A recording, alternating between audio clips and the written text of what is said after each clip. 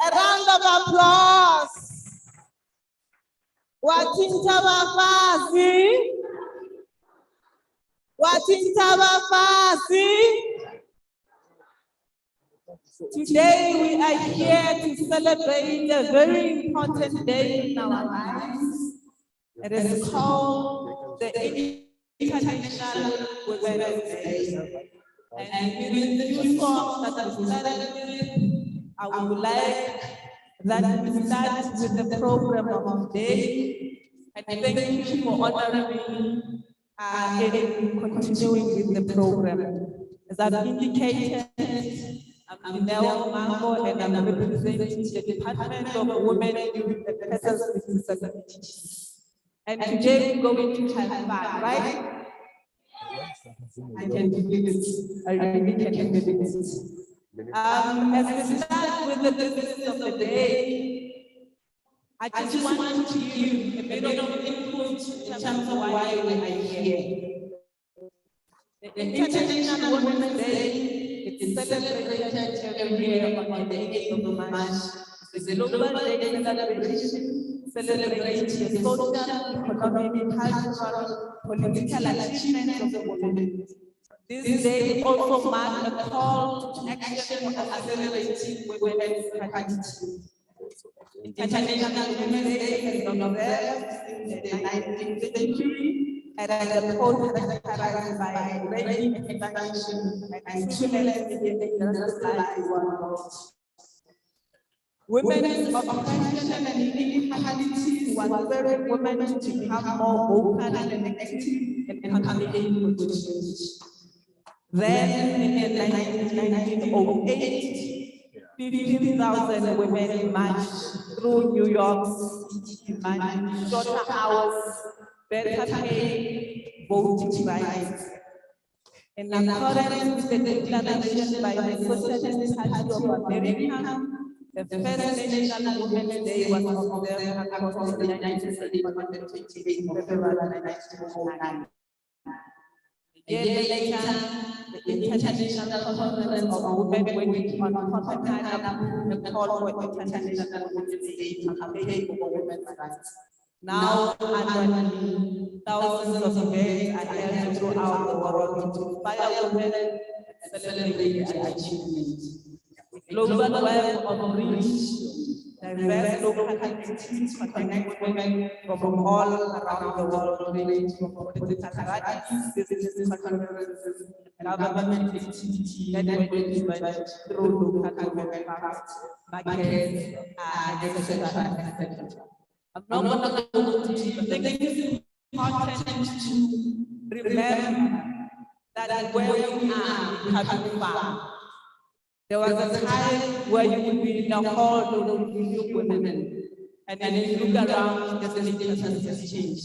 It is important to acknowledge some of the change, even if not where you want to be. The Department of Women and Persons with Disabilities has a great responsibility to make sure that we make a fruitful, intentional impact in the lives of women and girls.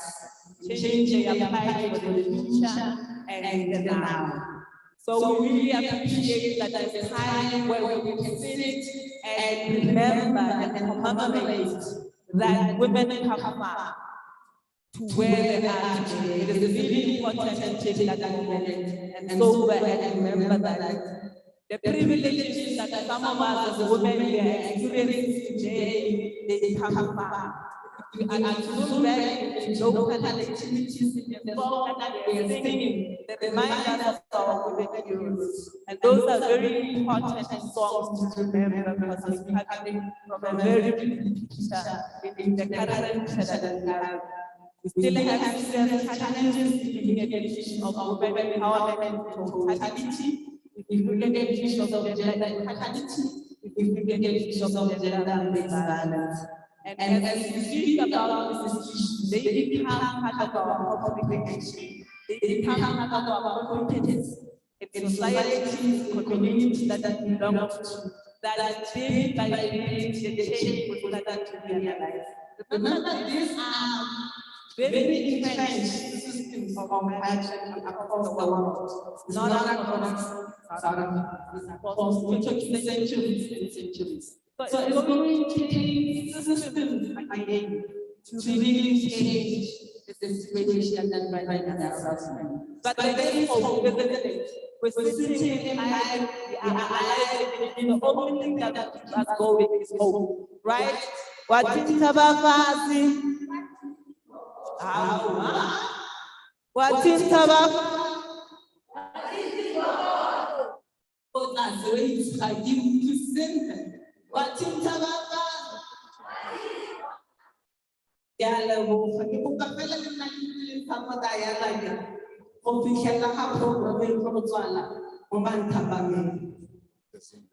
Before getting the overloads it is important I've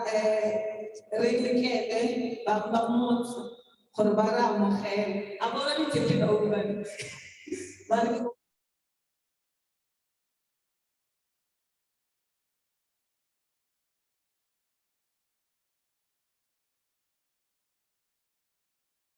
Yeah, Northwest, and then we will, yeah, you can also indicate so that we can move around as much as we can, especially on the visitors. Simon?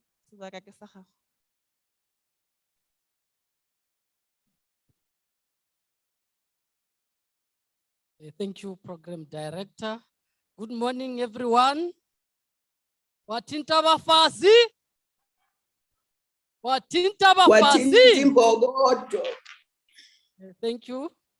Mine is a very important task, which is to welcome everyone in this important day, which is the commemoration of women internationally.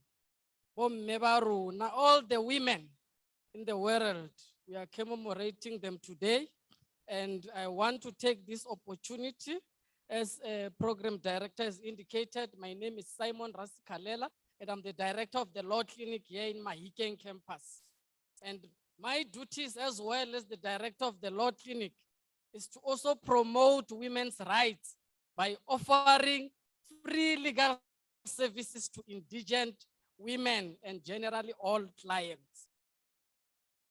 Now, as part of my duties, I want to welcome Dr. Nkosazana Dlamini Zuma, the minister, who will join us later. Thank you. Then we'll also be joined by Her Excellency Anne Lamila, the ambassador to Finland, who will also be part of us. These are strong women, isn't it? Then in absentia, I would also like to welcome our VC, Dr. Bismarck Chobeka, who is our father in the institution.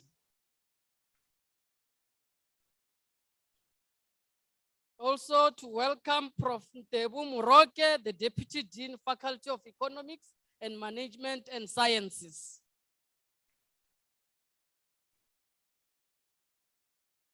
Welcome again to Ms. Dinewo Mago, our acting DDG for Monitoring, Evaluation, Research and Coordination from the Department of Women, Youth and Persons with Disabilities.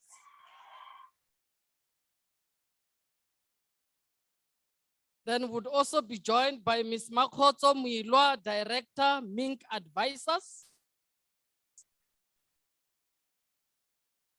Lebukhang Mutiba, Director, Stakeholder Management in the Department of Women, Youth and Persons with Disabilities. Ms. Palisa Macheke, Ms. South Africa, even today. So we've got strong women in our midst. Then we've got officials from Taletso TVET College, but also all the women who are in this hall. Watinta bafazi,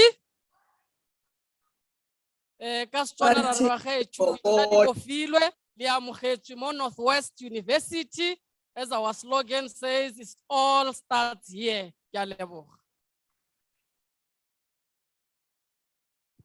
Another round of applause.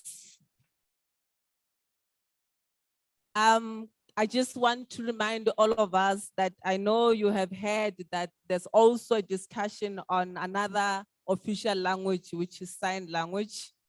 So in the now is that we need to remember that amongst us, there are also people that either deaf or I think maybe let me leave it at that in terms of persons with disabilities. So when we do round of applause, can we also by indication of hand to accommodate some of us who are not able to hear? Can we do another round of applause? It has to be a combination. A round of applause. There we go. Ra leboga. Re sa ngone re lebogile thata ra amogetse mo montshegareng o ka tla wa itshola gore wa sa bofa dimpia tsa gago but re a leboga ga o di bofile. As Re Simon a re amogetse ke kopa go lokisa phosonyana e leng nnye ke dirileng. We also have some of the participants and the guests that are with us virtually. I want to acknowledge all of them and pass all the greetings of today's session to everyone and continue to say Happy International Women's Day to all. We will continue with the program as indicated. We do have fellow speakers that are going to be taking us through the conversation today, focusing on the theme digital innovation and technology for gender equality. It is important as we come into the space that we now call 4IR, the fourth industrial revolution, that there's a lot of technology that we need to recognize that needs to support us as women through the path that we are charging of women empowerment as well as gender equality. And it's important to, as technology disrupts, and I think all of us, we know, technology has disrupted our life, whether it's social media, whether it's internet, now it's what we call artificial intelligence. It has really, and it is disrupting our life. The question is, how do we use these systems, these innovations, to make sure that we also gain in terms of issues of economic empowerment of women and girls, as well as realizing better outcomes for all women and girls. So as we have the conversation today and as we commemorate the day today, is to also remember that we have opportunities through technology to improve our lives. And how then do we bring that? These themes is also aligned with the theme that is currently the theme of the 67th session of the Commission for Status of Women that is currently happening in New York. And we will continue with the celebration of the 67 through the consultation across the country as we make sure that all of us participate and have ways ahead as we have discussions that should pave ways for women empowerment and gender equality in its totality. If we move with the program, I would like to then give the next session, which is more about context setting of the sessions today. And our first speaker will touch on women, technology, and the future of work is Dr. David Molapo, Chief Executive Officer of ICANN 4IR Pty Limited. I understand that Dr. David is virtual. Can we just confirm that? Is he ready? Dr. David, the time is yours.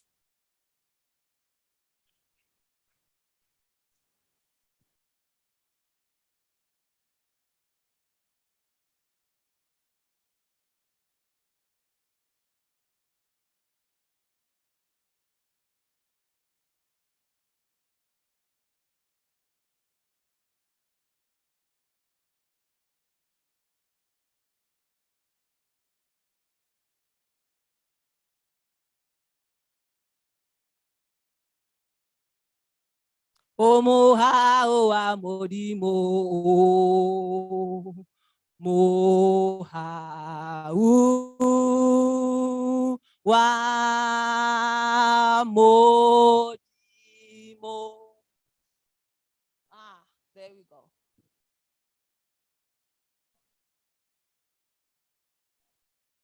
Thank you.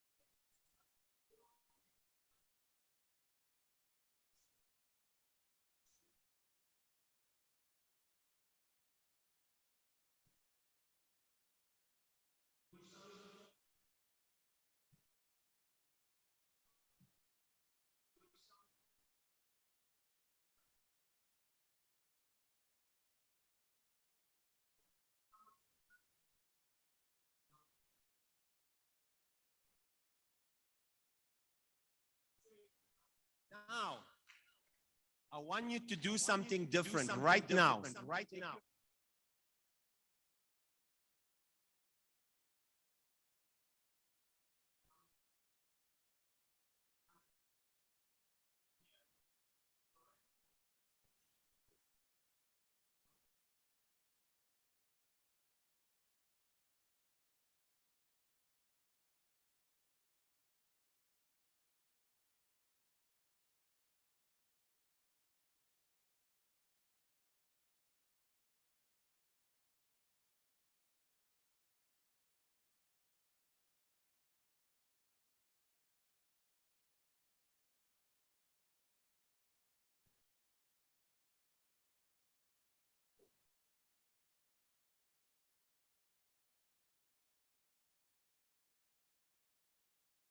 Re kopa maitshwarelonyana re na le problemenyana ya go chika with Dr. Molapo.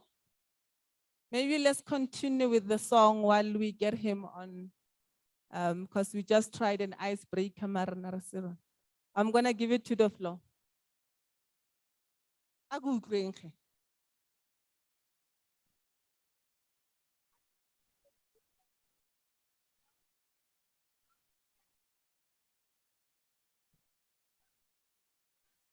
Yawa, yawa, lembeu, yawa, Just trying to replace listening. It's a link off. Okay, just need to yawa, refresh. yawa, yawa, yawa,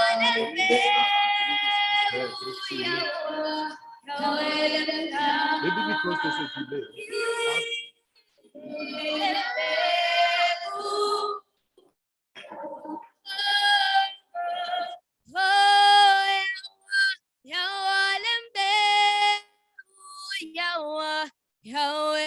Club. Oh,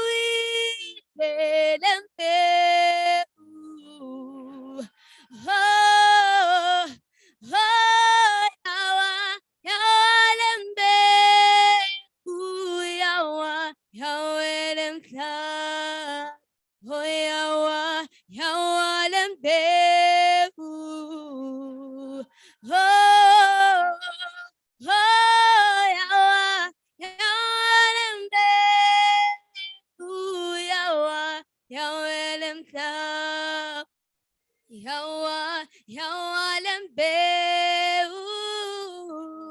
hey, yawa lambe, yawa, yawa lambe.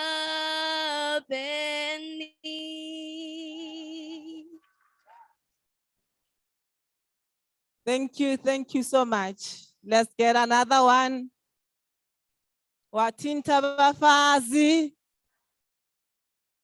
How can we break into song? Thank you for what? I'm gonna speak the whole day, so I don't want to sing for you as well. Huh? Arin sing mo. Welcome, Dr. Malap. Lion of Judah,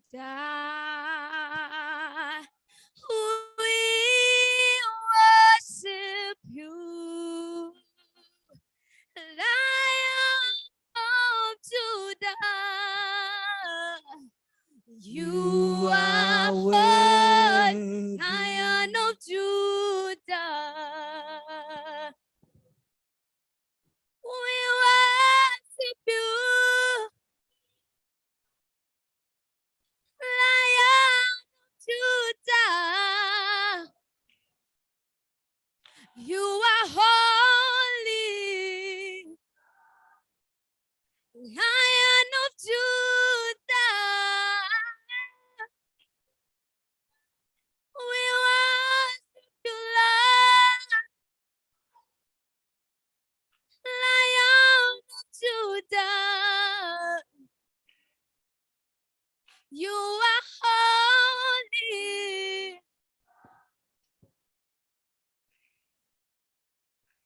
Mamurina wanasaro, mamuri hangina kuta, mama babie benu, takage sentedi, mamurina wanasaro. Mamuri hangina kucha, mama papi bendu, mama papi bendu, chaka ketese.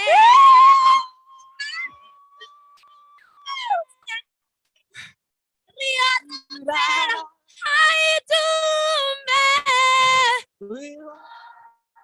tawiyali solatut. Tawiyali saulatud, riarapera haidumbe,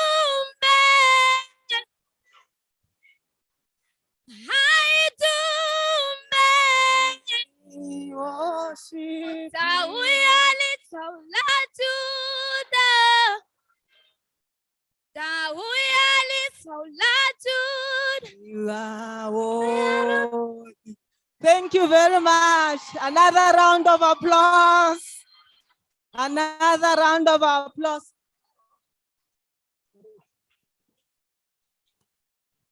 Ke kopa a re gopoleng bomme Winnie, re gopole bomme Charlotte, and then re tlo go tseya profo o tlo go re fa lefoko. Ke leng kgatlhile gore ke tlo go bua gona efe.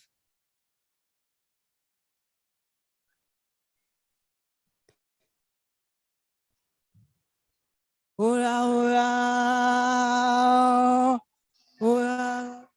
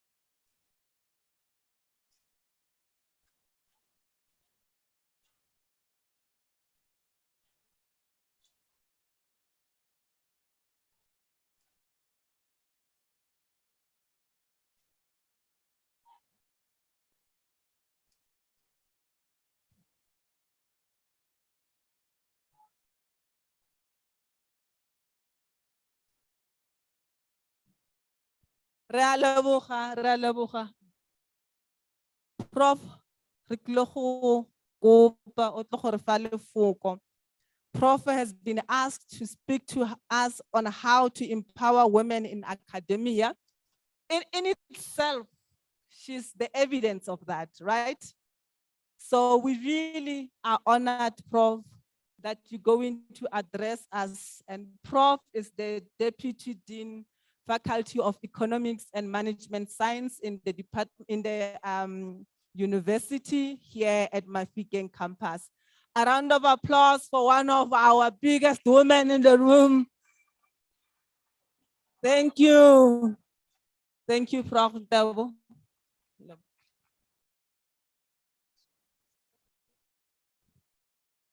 Viva Basadi, viva! Viva women, viva! What in Tabafasi? What in Tabafasi? Good morning, everyone. Oh, is it good day already? Please allow me to observe the protocol by acknowledging people on the list. My colleague has already welcomed them. Let me just greet them and acknowledge their presence, and everyone also who is attending this event in person and virtually. It is my privilege that I'm taking part at this event, this very important event where women are celebrated internationally. I'm glad that I've been given a chance for the first time ever to at least say something during this important day. I'll be sharing some beneficial techniques or approaches with you that can help women in academia to gain access of positions to power, which are in power in the academic arena. Women in South Africa have come a very long way professionally, but they are still underrepresented in the key critical roles. The proportion of women in academia is like a pyramid. You know how a pyramid looks like? The proportion looks like a pyramid, and sorry about that. I love making example whilst I'm talking as well.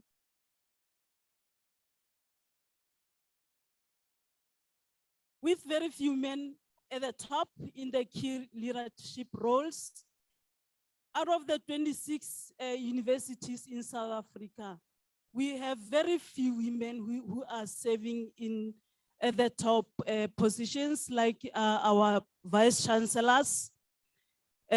Previously, I think last year it was only 5 women, Black women who are vice chancellors amongst the 26 universities in South Africa.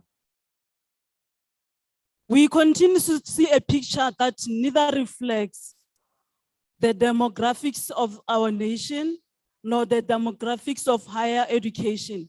In terms of headcount, there are more women in academia than we have men.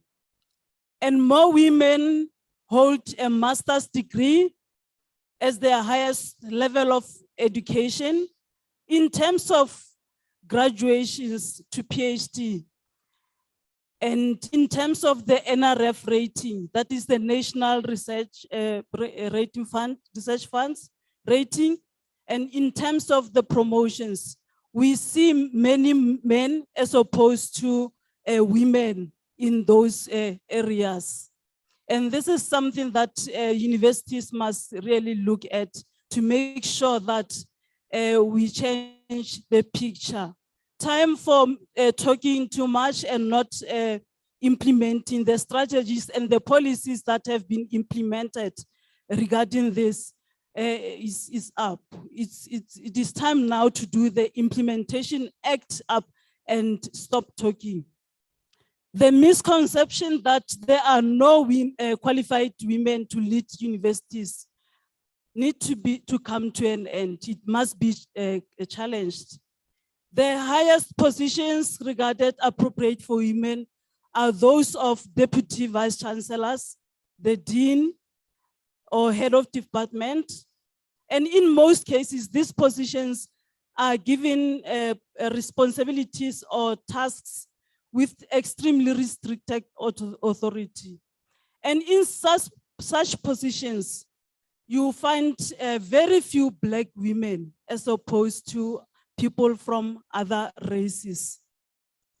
Once more, the majority of women work in support services, and most of these services involve just menial tasks, like preparing tea, being a tea lady in the office, and filing of documents, receiving the visitors, and so on and so forth.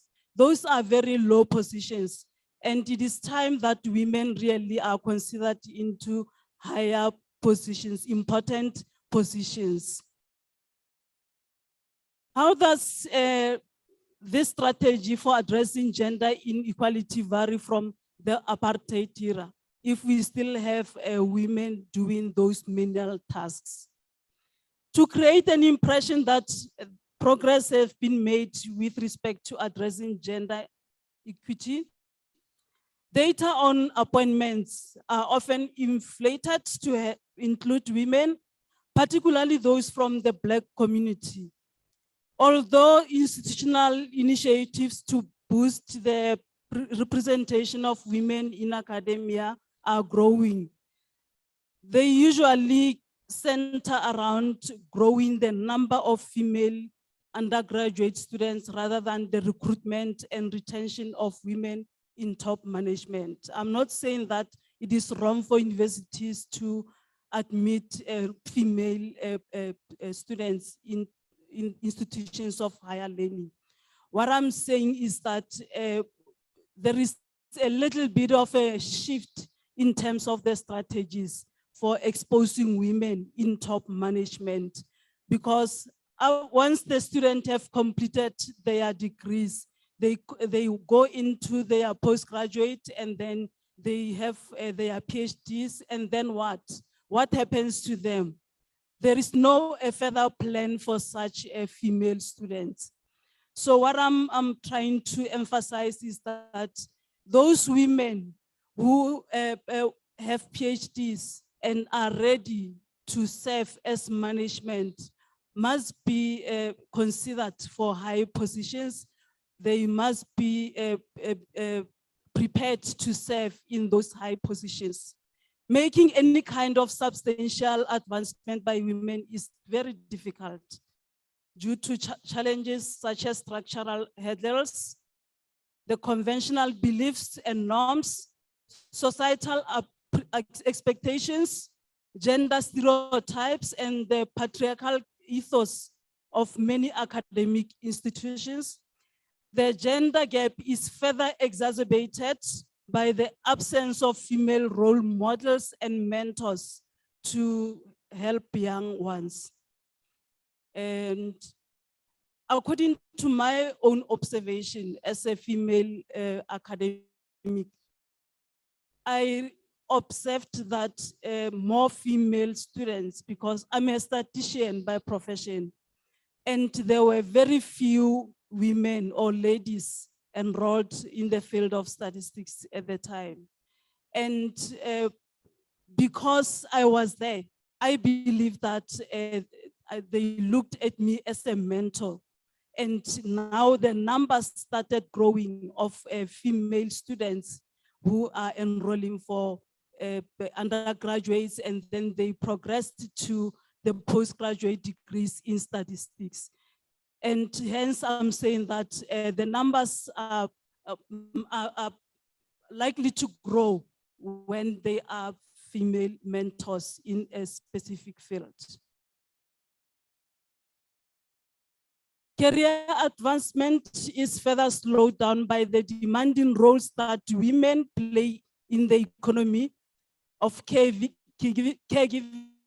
and in raising children, as well as by burdensome administrative obligations.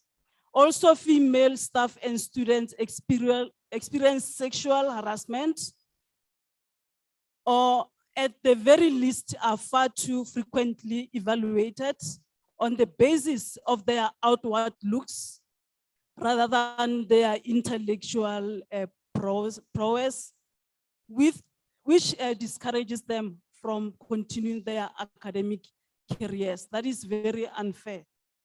You should be evaluated based on what you are doing, not based on how you look. In order to advance female representation and break the glass ceiling, universities must first commit to develop, to promote, and be intentional about institutionally inclusive gender policies, such as affirmative action, flexible work environments, accommodating childcare, and sexual harassment policies. This approach needs a well-defined method to track, oversee, and assess the implementation process. Academic institutions should also implement gender-sensitive programs because they are essential for easing tensions between male and female colleagues. Even before young, academically inclined women enter the workforce, policies to create a safer and more opportunity opening atmosphere need to be put in place.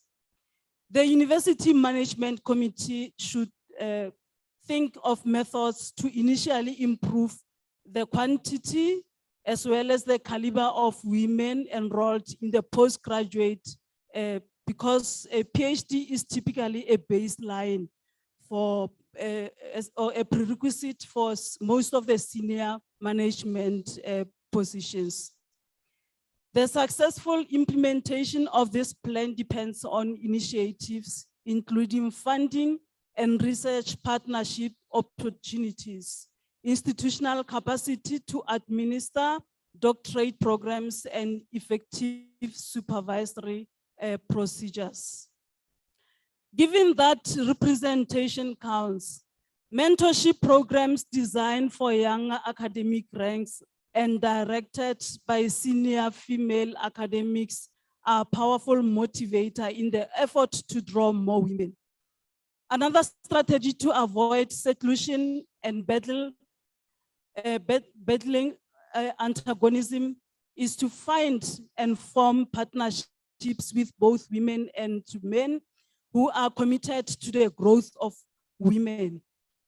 Again, in order to discourage women from seeking higher paying positions outside of academia, they should be given equal and fair salaries to male counterparts, including all pegs.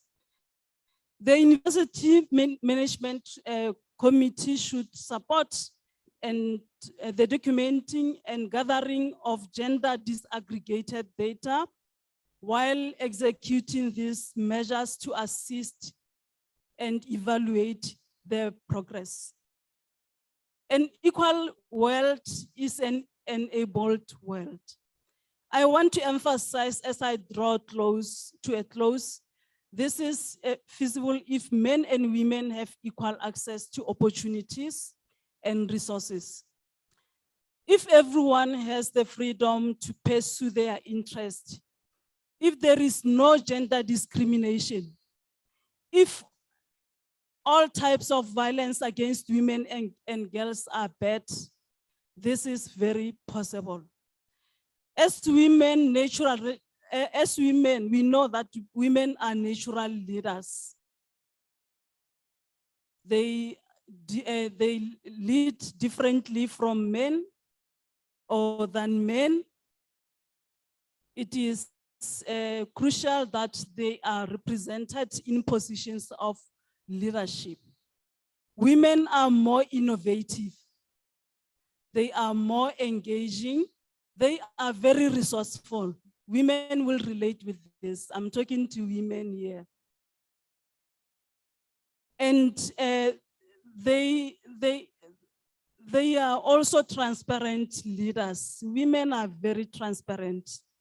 I want to challenge women to start a journey towards self-development, growth, to make time to themselves, and to create connections with their past, their present, and also their future. I also challenge women to mentor others and provide platforms to support each other in achieving their career objectives. Instead of dragging one another down as women, can we rather start admiring each other's achievements and work together so that we can be a better nation, and so that we can also grow the number of women in leadership, high leadership positions? With that being said, ladies and gentlemen, thank you for the opportunity that has been granted to me to just highlight some of the few strategies that might work, given opportunity, if the universities can maybe implement them to ensure that women have access to the positions of power. Thank you very much.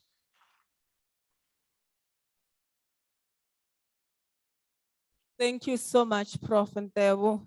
Viva, Prof, viva! Matla! Aowa, ga tshwanela rona ao. Matla! Ka nnete? Aowa, ga sa rone ao. Matla! Nnyaya man. Matla! Viva International Women's Day, viva! Viva University of Northwest, viva! Viva women in the room, viva! Viva the men in the room! Viva! Viva few yangle. Matla! Aliva pali. Matla! Ya leboga mana ke re santse re itumetse. Re tlile go tswalla le program ya rona, but ne ke nagana just to touch a bit on what Prof was saying. Prof is raising very important issues that we face as a society, as young women, as girls. And some of the biggest challenges is what we call representation and participation of women in what we call decision-making positions. Because if you don't have them in there, it means that somebody's making decisions on our behalf. And that's what she's trying to highlight, that the biggest challenge we have is that we don't have sufficient women in the decision-making position. And that requires us to be very competent. As young women that are coming through the grassroots, it's important that you become competent, that you are able to take the positions and the opportunity that are provided to you. We don't want women that are going to front, right? We want women that will be competent, that will have the ability and the capability to make decisions and to lead us. Matla. She's also talked about issues of whether policies are responsive to the priorities of women. And when policies are not responsive, it means that the plans, the budgets also would not be responsive. And it's important that we change those policies. We also, the issues around the importance of priorities of women is another issue that we have to talk about in our communities, in our homes. We have what we call gender roles. What are the overall impact of those responsibilities and how we deal with that? As we continue to celebrate an International Day for Women, it's important to think about some of these issues and how they impact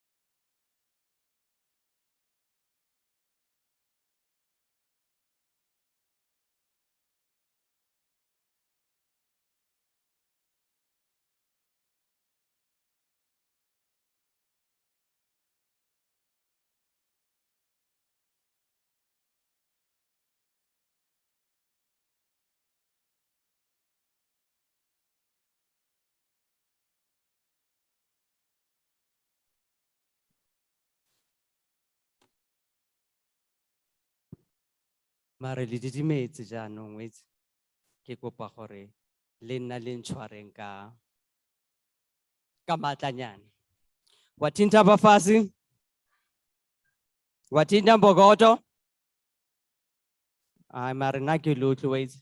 Ene le nna ke tla tloga ke be ke re borre ba Program director o lekile go bua le rona rotlhe ba e ka re a re utlwane. Le se kana tshwenyega. emme ko office normal ya ke bua le bone ba re rre. Be ke re no. Le tla bona rre ba rati. Le ene re le bo program director once address me as rre.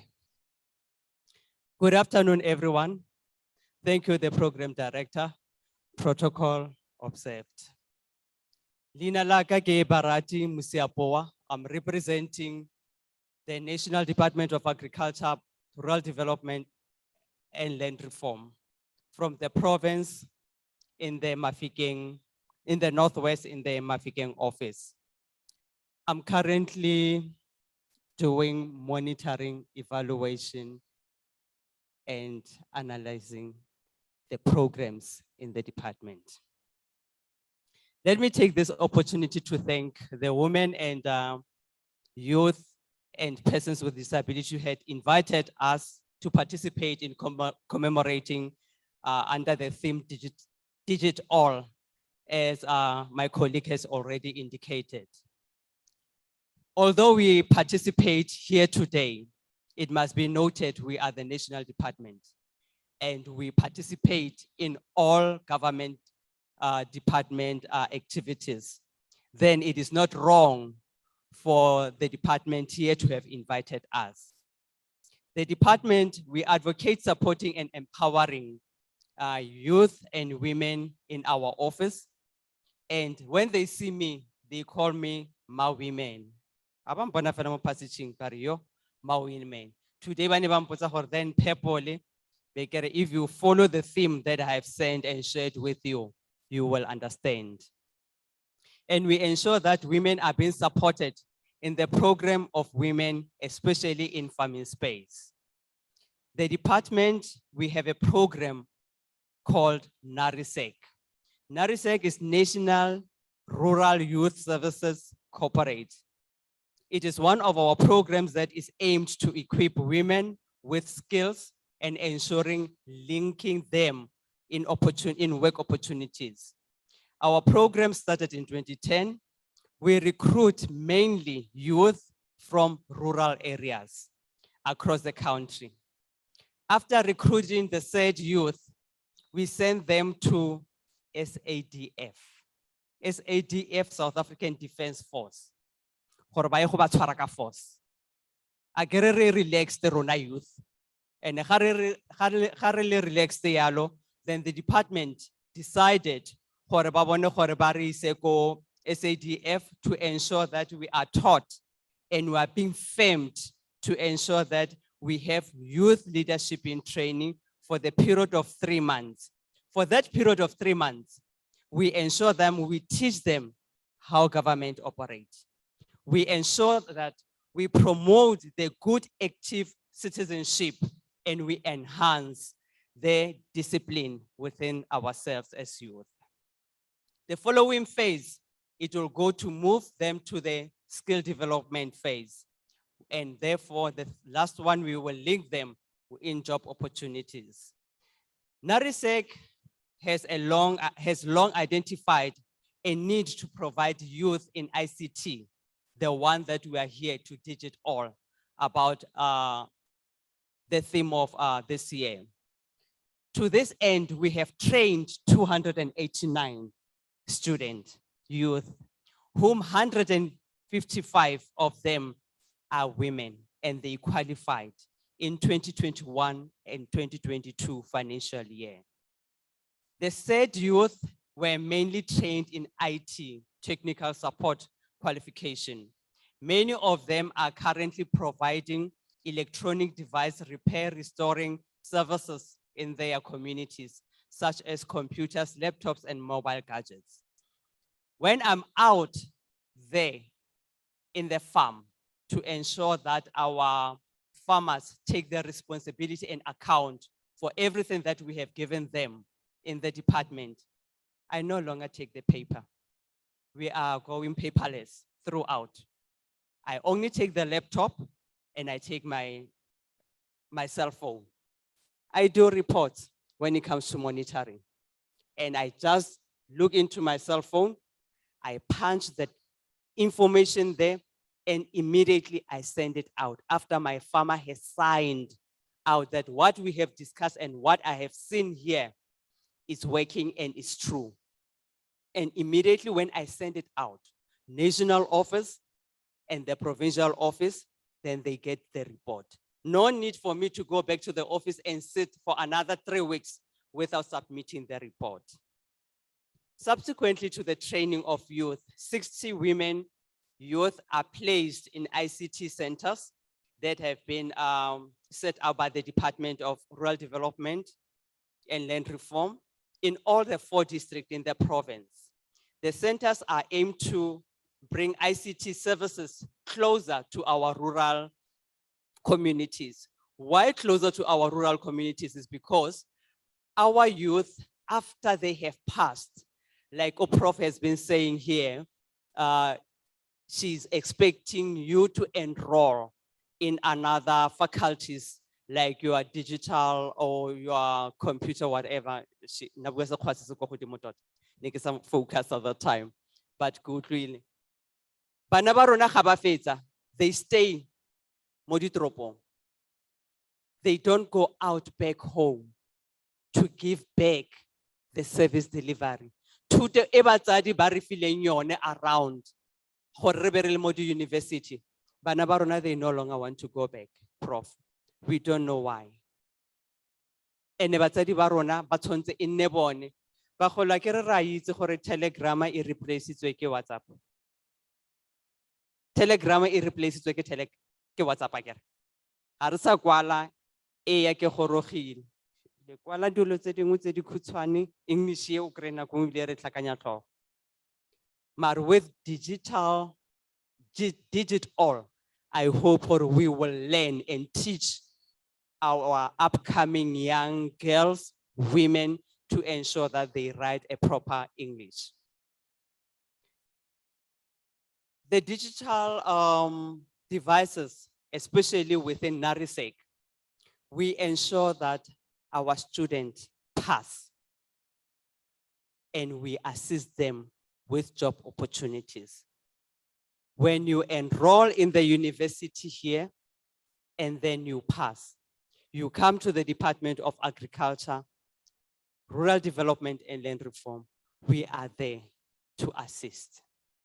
In conclusion, the department through NARISEC branch, the province is currently negotiating with National Electronic Media Institution of South Africa, NIMSA, to facilitate the training of youth in gadget repairs.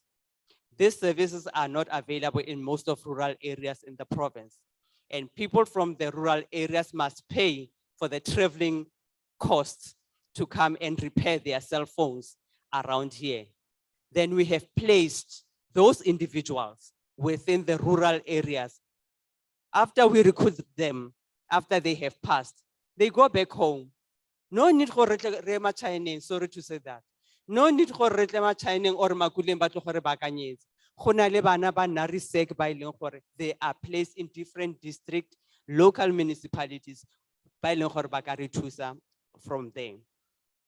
Ga ke tswala program director, ke itumelela gore this is the International Women's Day, and even in Botswana, while I was seated there, they were saying our theme is the same. Watinta bafazi, watinda mbogoto. Ke a leboga.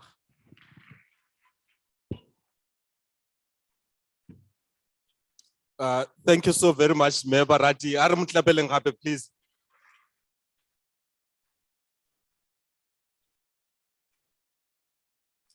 Okay, just to going back to the theme, there is a sub-theme that says embrace equity.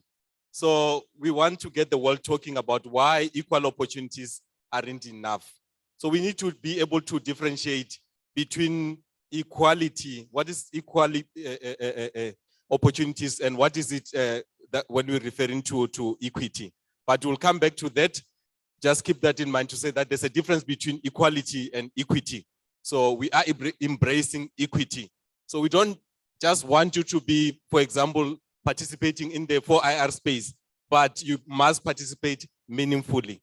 So now to join us on our Zoom link, we are going to give to Ms. Makgotso Moilwa, who is the director from the company called Mink Advisors. She is an ICT giant in her own right. She will maybe talk to that as she speaks. But now she's going to talk to us about the importance of, she's going to talk to us about how to ensure that we are leaving no one behind from digital transformation, looking at the future of work in the digital economy and the underrepresentation of women in key emerging technological sectors. Let's give it up to Me Moilwa. She will be joining us from Zoom. We can please log her in. So part of today, we just wanted to show that really with the fourth industrial revolution, there is nothing that is limited. You can, at one stage, be able to link Mafikeng, link it with Rustenburg, link it with Johannesburg, also link it with Cape Town, because we have participants who are sitting in Cape Town. We have participants who are sitting in Rustenburg. We also have participants who are sitting in Johannesburg. And then we have ourselves here in Mafikeng. Thank you very much, Program Director. It's an absolute pleasure to be with. I can see that she is talking. Let's just give it to our technicians to link her in. Can everyone hear me?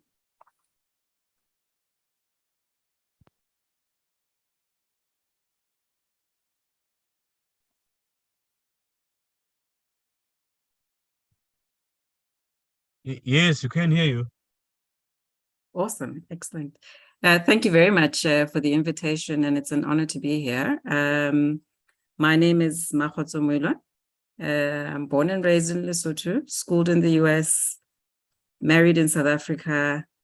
I am in love with technology and education, and I am especially passionate about speeding up the access of young kids and most especially girls into this space.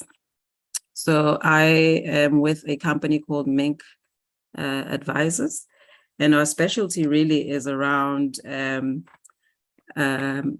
nexus of education and technology. We are of the firm belief that it is possible to incorporate education, technology into education. And by so doing, you are able to then leapfrog multiple developmental stages and progress firmly into the digital economy that the president has been talking about quite extensively in the last couple of years. How do you do that is the question. And in my experience, there's been a lot of debate around the question of infrastructure, the question of content, the question of usage. My experience in government especially was that we cannot presuppose that just because people are rural or are residing in rural environments that they will not use technology. I've had an experience of deploying a network in a locality called Msinga, which is one of the most rural or most underserved, infrastructurally speaking, in KZN. And we did it in conjunction with MTN at the time. And in that municipality, we were able to work out that that infrastructure will pay itself back in 3 years or less. Compare that to about 5 to 6 years in your urban areas. So the concept that the need is not there is not true. You give people technology, they will use that technology. It's as simple as that. So that's the first thing. What drives the utility of infrastructure? It's content. Now, you have to have an environment where your content syncs very nicely with your infrastructure. So the idea that schools must be connected, institutions of higher learning must be connected is absolutely pivotal. But it is also true that homes must be connected, because we know that research has shown that when you transpose the educational environment, the schooling environment into the home and back, you create a seamless loop where you create education as a culture. And when you do that, you see the greatest success. So it's quite critical that we do that. And then if we get that right, we most certainly will get right the question of technical skills being transposed to kids, and more especially to young girls. The government is talking about, in fact, has made moves, significant moves around introducing the concept of coding and robotics.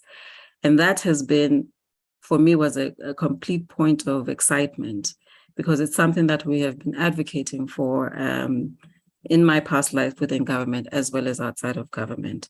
It is critical to do that. What is not so, what hasn't been so clearly promoted, and that we're starting to see, again, I'm glad to see that, is the instilling of these skills as low as possible. In other words, not just looking at high schools, but also looking at instilling those skills within the primary schooling level. And in my departure from government, in fact, that has been what has been my sole focus. So I represent I work with a number of technology companies from overseas that's wherein platforms are being merged with textbooks so that computer science is being taught from as early as grade 1 all the way through to grade 12. So that project-based learning is being taught all the way from grade 1 into grade 12 and all the way through, obviously, into the tertiary environment. That is absolutely important. The focus, and it's not just South Africa, it's been worldwide. There's been in the past a big focus on bringing in computer science elements at high school. And the reality is that there's a lot of kids we miss, we lose in the mix. But if we can get them, if we can get our curriculum set up such that we teach from primary school, computer science from primary school, project-based learning from primary school, all the way into high school, at least when we get to defining that concept of workplace readiness that is in policy, we know that we have created a base, people who have a base that they can then, even if they drop out at grade 9, grade 10, they're able to do something in the future of where the world is going, as opposed to what was currently happening, where they were dropping out, but they didn't have the requisite skills for the workplace environment. It is then also quite crucial that the private sector is mobilized in such a fashion that we create an ecosystem where we are able to reach each and every child. I am aware, and I've worked on a project where the likes of Accenture, the likes of ASC's Mining Development Trust, the likes of Vodacom are working on a digital platform. And this digital platform is specifically targeted towards your quintiles 1 to 3. So we're talking about the under-resourced and the no-fee paying schools. Those kinds of initiatives need to be encouraged as much as possible, because if we continue on the trajectory that we're on, we're going to create a bigger digital literacy gap. And so it's important that we mitigate that gap. And it also speaks to the stability of the country, because you're talking about 62% of the schooling population, if you look at the stats from the Department of Education. While we're doing that, we need to also motivate for games, educational gaming, that encourages women, and especially girls of Black and brown skin like myself, to be immersed in the world of technology. I'm in touch with, I work quite closely with creators in the US, in New York and in Washington, for example, who have created gaming platforms specifically for Black and brown girls. And it's amazing when you look at the stats behind it. These girls go in and they immerse themselves into this world. They create an avatar and they go into this world and they start to interact. They go to Mars, they go underground and become miners. They are able to simulate that. The entire program is able to simulate them and incorporate them into these worlds so that they can start to see that they are able to participate, that it's not an illusion in terms of a future career. And a lot of them come out of it, have come out of those trials actually saying to us, oh, wow, I didn't know that this is what science and technology meant, or this is what science and technology can enable me to do. I thought it was just engineering. And it's quite important that we debunk. It made us realize that there's a lot of myths that we need to debunk away from our Black and brown girls. And we need to actually be closer to them to understand why it is that they don't immerse themselves in these worlds, in these subjects, why it is they're not important. The question of what happens when they leave the school to go home. We realized when we track the stats in terms of the platform that I was talking about that we're putting together, we find that when you try and broadcast lessons, for example, at around 6 o'clock, we see a drop in the attendance of females. And when we started to probe, we realized that that is the time when they're making dinner, they're washing clothes, their uniform for tomorrow, they're getting ready for the school day tomorrow. And so they miss out on the many opportunities and the many technological platforms that can assist them to go further in terms of their education and more especially in those somewhat abstract subjects such as science and technology and mathematics. And so these sessions, we have had to pivot that program, to pivot it so that it accommodates those particular timings, or you make multiple sessions so that they can then log in either at a later stage or at an earlier stage, and they can still get the extra tutoring, the extra help, the extra support that they require. So there are many dynamics when we're talking about girls. There are many dynamics when we're talking about Black and brown girls like myself, and then even more dynamics when we're talking about Black and brown girls in rural environments versus urban environments, versus peri-urban environments. But it is possible. The day we can get to a point where coding, robotics, agriculture, technical agriculture, or let me put it this way, agri-tech, or in other quarters, it's also called precision agriculture, where project-based learning, all of those elements are actually imperatives in a curriculum. We will start to see the dial change. That's number one. Number two, the day when we get to a point where we agree collectively that the reality of the future of work is not in the future, it is actually here, is the day when we will start to move the dial, because we will come together to make it work and make this, in effect, the shift. There's research that exists that's been run by the World Economic Forum, and it in fact shows that by 2025, the scale will have tipped such that there will be a greater requirement of jobs that are future-based, so that involve creativity, science, technology embedded in there, as soon as 2025. So this notion that this thing is still coming in 2030, in 2027, 2030 is incorrect. We're going to be left behind, and we're going to be left with an even bigger unemployment problem. The research also shows that there will be a greater skills requirement. So this notion that infusing technology into education or into any sphere of life is going to reduce the number of jobs out there is incorrect. Technology is going to increase the number of jobs.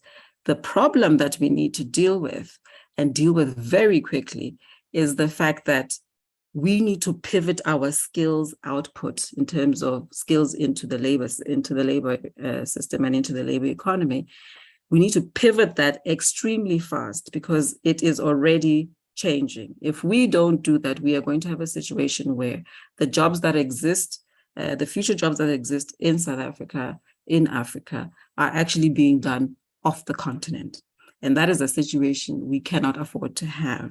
So I am absolutely passionate and I'm absolutely excited in the trajectory that government is taking.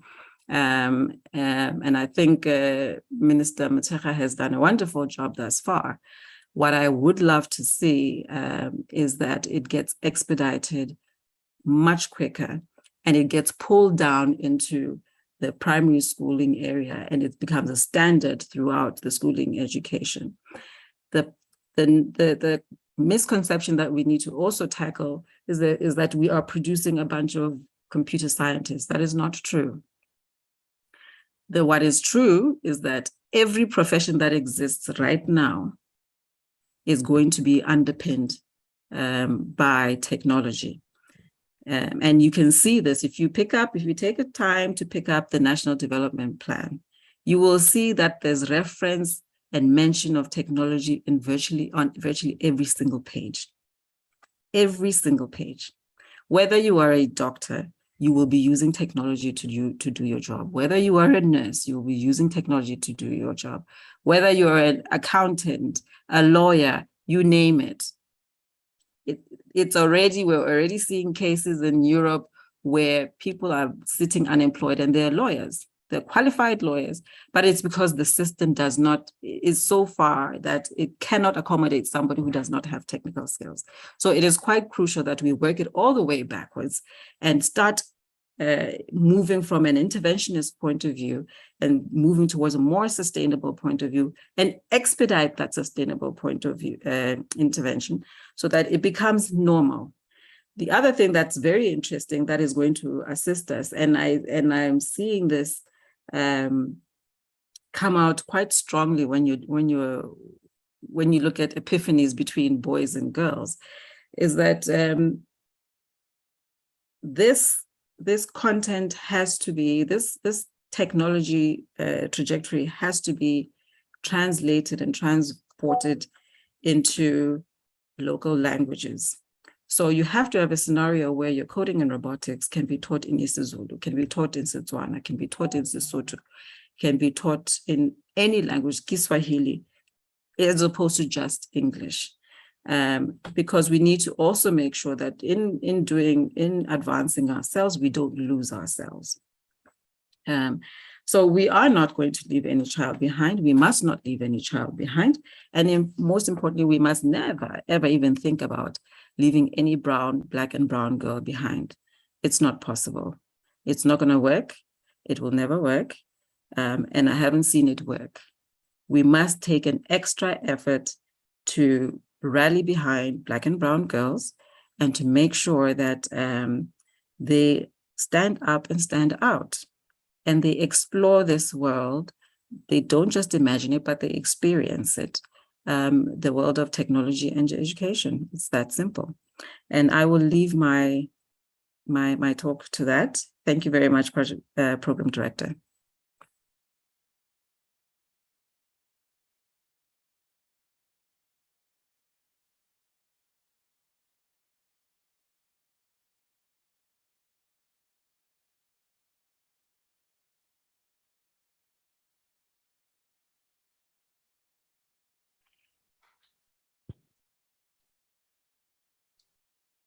Thank you very much, Ms. Muilwa, for the talk that you gave to us in terms of ensuring that we leave no one behind from digital transformation, looking at the future of work in the digital economy and the underrepresentation of women in key emerging technological sectors.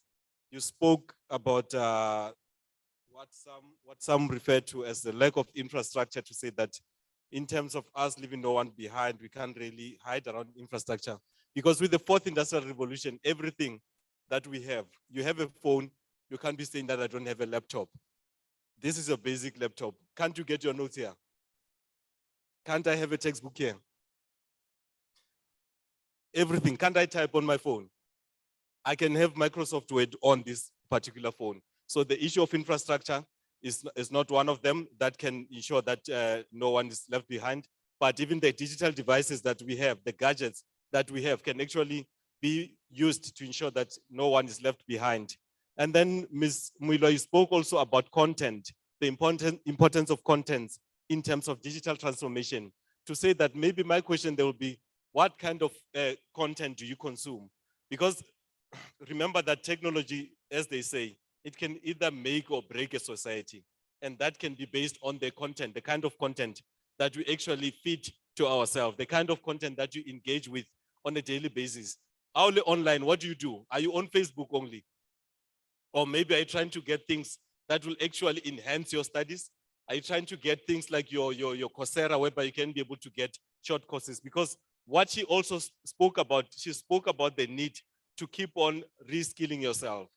In future, it's not only going to be your degree that is going to be necessary, but even the short courses that you do. That's why it's important, or that's why it's easy also for somebody that doesn't have a 3-year degree, a traditional 3-year degree, to can participate in the space of 4IR. Because there are short courses that you can merge or connect up until you get a solid qualification. She also spoke about our policy directive, the National Development Plan, whereby in each and every one of it to ensure that, or to show that technology is important, every section of it, there is referral to technology. That shows you how important technology is going to be in the future. But most importantly, Ms. Muller, you spoke about what we normally say, to say that technology is going to take away jobs. But you actually dispel that myth to say that, in fact, there will be more jobs that will be created by 4IR than the ones that will be eliminated by 4IR. What is needed is skills. Maybe some of the technical skills, just to touch on a few. I found an article.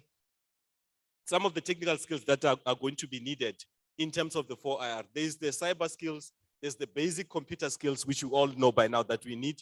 There's the information technology skills, there's coding and programming, there's numerical skills, there's data security skills, there's data analysis skills, and then there's also your soft skills, that is adaptability, communication, creativity, cross-cultural communication and conflict management, emotional intelligence, flexibility, innovation, and interpersonal skills. So these are some of the skills that you can be able to infuse with whatever qualification that you already have.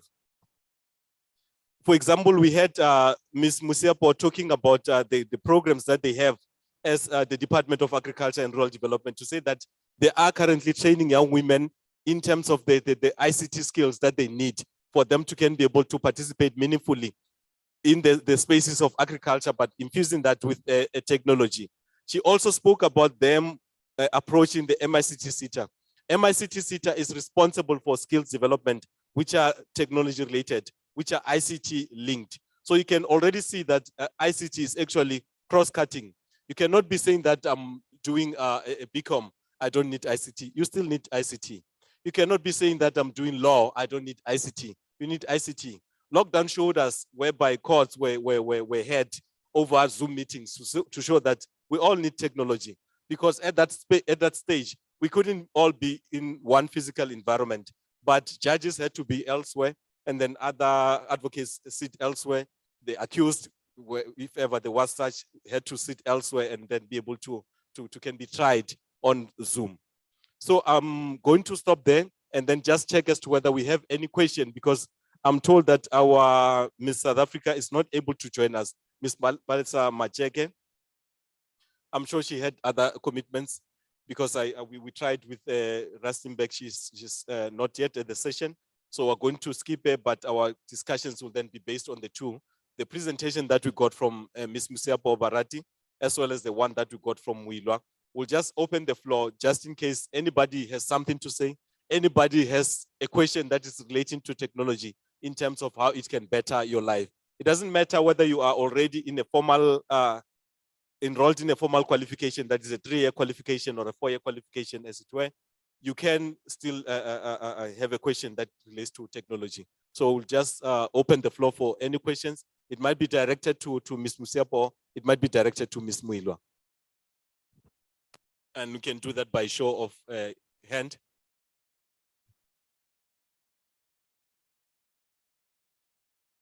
We can start this side. I see some contemplating whether, do I need to ask this? Is it important? I can assure you, there's no stupid question. Every question is relevant. It might not be significant to yourself, but find that it's significant to another person. Going once? Going twice? Twice and gone. Let's go this side. Do we have any question to the two speakers? Yes, we have a hand here in front. We also have a hand there in the middle. We'll start in front and then go to the middle. While this side is still thinking, because I'm sure people cannot speak that much information and you still sit here and say you don't have a question, unless if you're a genius. And then I'll want to check all your transcript, all of you, whether you are geniuses that you claim to be. Yes, ma'am, please go ahead. Okay, I believe good day already. Dumela magaetsho. Nna ka leina ba re ke Kgomole Molokoko, ke emetse motsana o bidiwang Lekoko, ke emetse le morafe wa Lekoko. Ke utlwa mme Moila, all protocol observed. Thank you, sorry about that. Ke utlwa mme Moila a bua ka lack of infrastructure. And I agree lo gatisa thata ka rural development. And rona youth ya rona kgotsa bašwa ba rona ba ba tswang ko metseng e kgakala le gaufi, technology e santse e le selo se se leng kgakalanyana mo go bone. They might have mobile phones and laptops, but what's the use of having a laptop and a mobile phone if you don't have Wi-Fi or internet to connect or data? So there's something in more rural areas. So data or Wi-Fi or internet is quite expensive.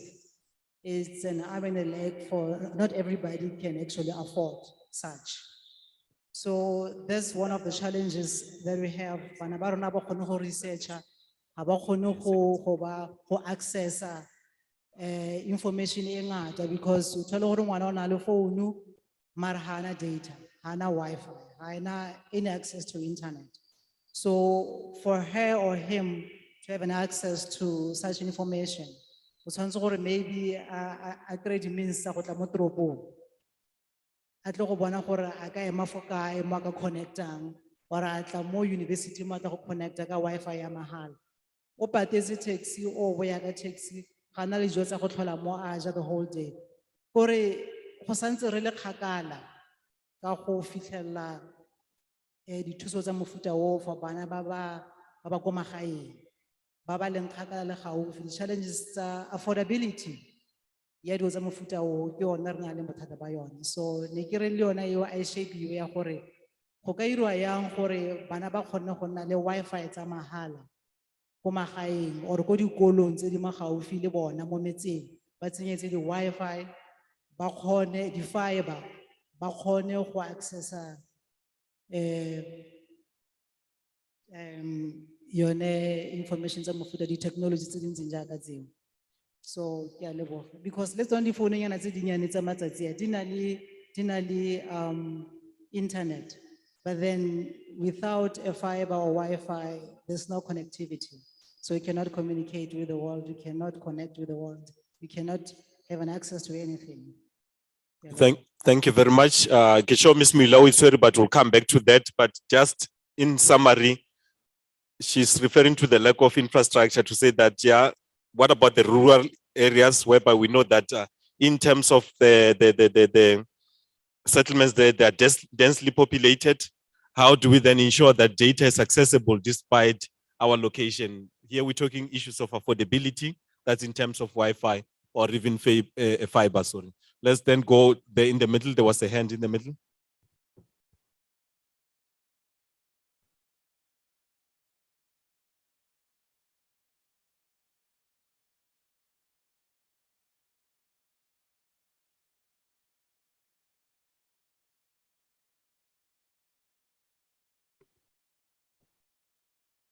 Okay, while they're sorting out the mic, I'm not sure. Are we able to go to Ms. Mwilo on Zoom? Yes, I'm here. Ke utlwile potso, ntate. I think me o raise a very important issue. Ms. Mwilo, can you hear us? You can take the question, the issue of accessibility in rural areas. Yes, can you hear me? Am I audible? Yes, we can. Awesome. I think that is a very prudent issue that Mayor is raising there, and it's very true. In government policy, it's called universal service and universal access. And it's those areas where the telcos, the private sector deems it, for whatever reason, that they are not financially feasible. The project in Msinga actually proved that incorrect. It's just a question of the model that you deploy there. And there we deployed an anchor tenancy model, and we were able to cover the entire municipality as a result. We connected schools, we were able to connect the clinic. Now, the project I was referring to, Ikering, Accenture and Vodacom, a Sizwe Mining Development Trust, are working on, is one that is designed to assist to deal with that. So it's about creating an ecosystem of interested parties that will work together to close those digital gaps, those infrastructure gaps. So what you're going to find when that comes to light.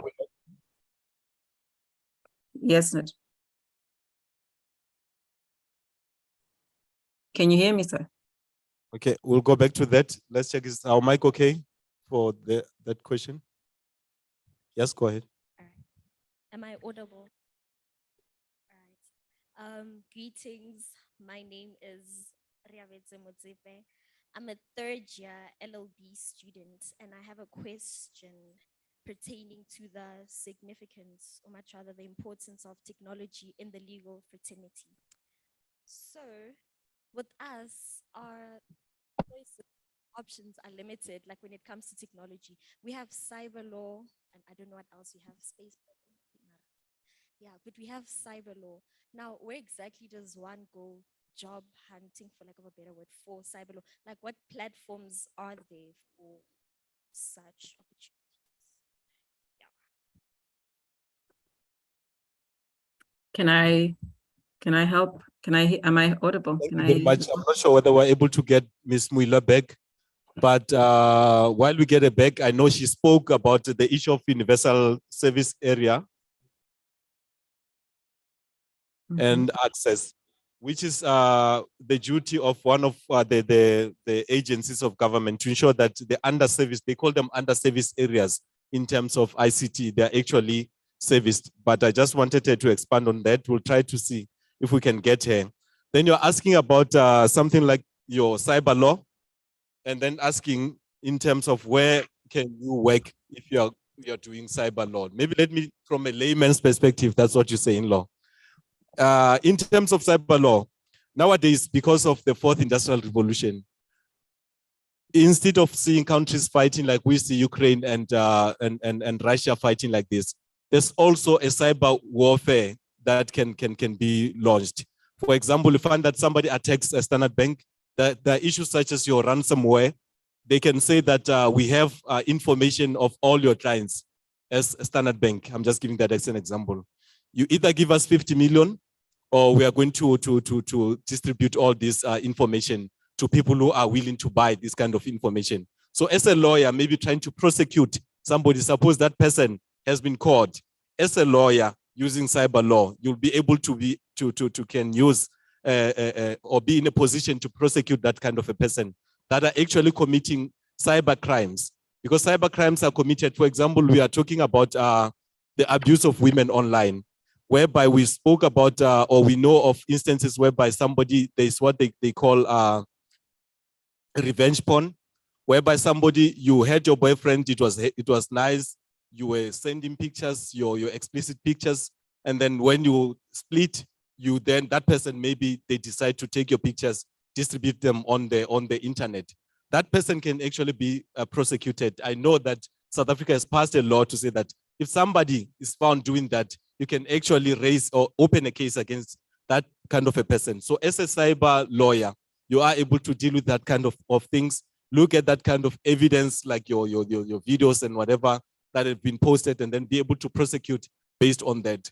So that is not much of a train smash. You just need to develop more interest in terms of that. There's a lot that is happening. A country can actually host or hold another country at ransom. You find that a country like the US or Russia can attack another country's department. Just an example, our Department of Justice, they were hacked at some stage. And their hacking, it would mean that all information that relates to the court system, all information that relates to your child maintenance, that is one of the areas that we deal with, it's compromised. It can either be erased. It being erased, it means that whatever that was done before, it will be complete waste of state resources, because now the investigations that were done, they need to be redone before or reinstituted, so that whatever information that was there can actually be there. So people who do such things are the ones that, as a cyber lawyer, you will be after in terms of prosecution. I'm hoping that will answer your question. If I may add that in terms of a law student in this environment, there is the practice of law, which is the cyber law, and all of the big and medium firms already have divisions around cyber law. That's how urgent a matter it's become. But look at conveyancing, for example, the transfer of property assets from one person to another. That is already happening digitally. And that's a place where lawyers are playing as well. You can create legal software for whatever work processes there are.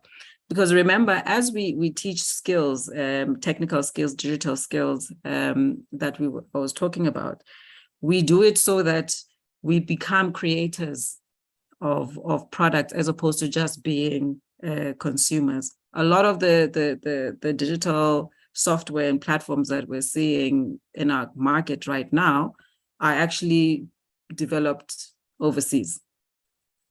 And then you must start thinking in terms of cyber law. Depending on where overseas it's been made, you start worrying about whether it's got back-end access, it provides back-end access to national security databases, et cetera, et cetera. So the interest and there's great interest in making sure, as far as possible, that what is created locally, what we use locally is in fact created locally, so that we can close those loops. All of that all those issues around cybersecurity and cyber law are places where lawyers play. So there's plenty. Just give yourself time to look at what's happening globally in your respective spaces, and you will find that it's all there. It's also a very exciting field to be in. I'm born and raised by lawyers, so I'm quite in tune with the legal fraternity. It's a very exciting space to be in because it's also a new space, right? And as we select what we major in universities and what we go on to do as well, we also need to think from the perspective of utility after our studies. Cyber law is definitely one of those. Environmental law is definitely one of those areas. So there's plenty that you can do. Just take a little bit of time and just work through, even on the internet, and you'll find a plethora of opportunities. Do it now so that you start to align yourself in terms of your coursework and your internships before you graduate. It'll help you a great deal. Just to go back to the first question that was dealing with infrastructure, the question of connectivity and infrastructure out there is a very relevant one, and we need to find a way to mobilize communities and the ordinary citizen around it. Research that was done in and around 2013, 2014, actually revealed that there was a lot of money going into building infrastructure, in excess of 80 billion. The problem was that it was going into the same places where infrastructure was already at. So this is why you find, and you'll see it, how right? you're driving, you're walking, and you see the same area being trenched up multiple times to lay fiber, to lay or to connect a tower, etc. And it's important that we continue to put pressure and advocate for geographically based network infrastructure. Now, what do we mean by that? What typically happens with the telcos is that they deploy infrastructure according to population. So Habare, we have full coverage, or we have 90% coverage of South Africa. They're not talking about geographical coverage. They're talking about population coverage. So Bashebito Hore, Kiti Tropong, it's the cities, big or small. So this is where we're going to put our infrastructure. Whether they invested infrastructure there before, they now want to go back and upgrade.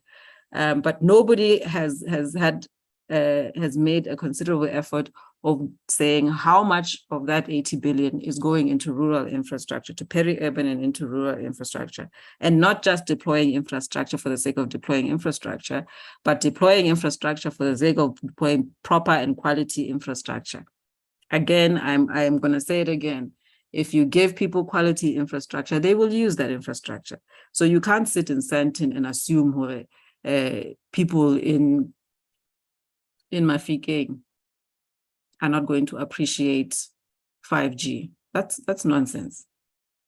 You haven't even tested that.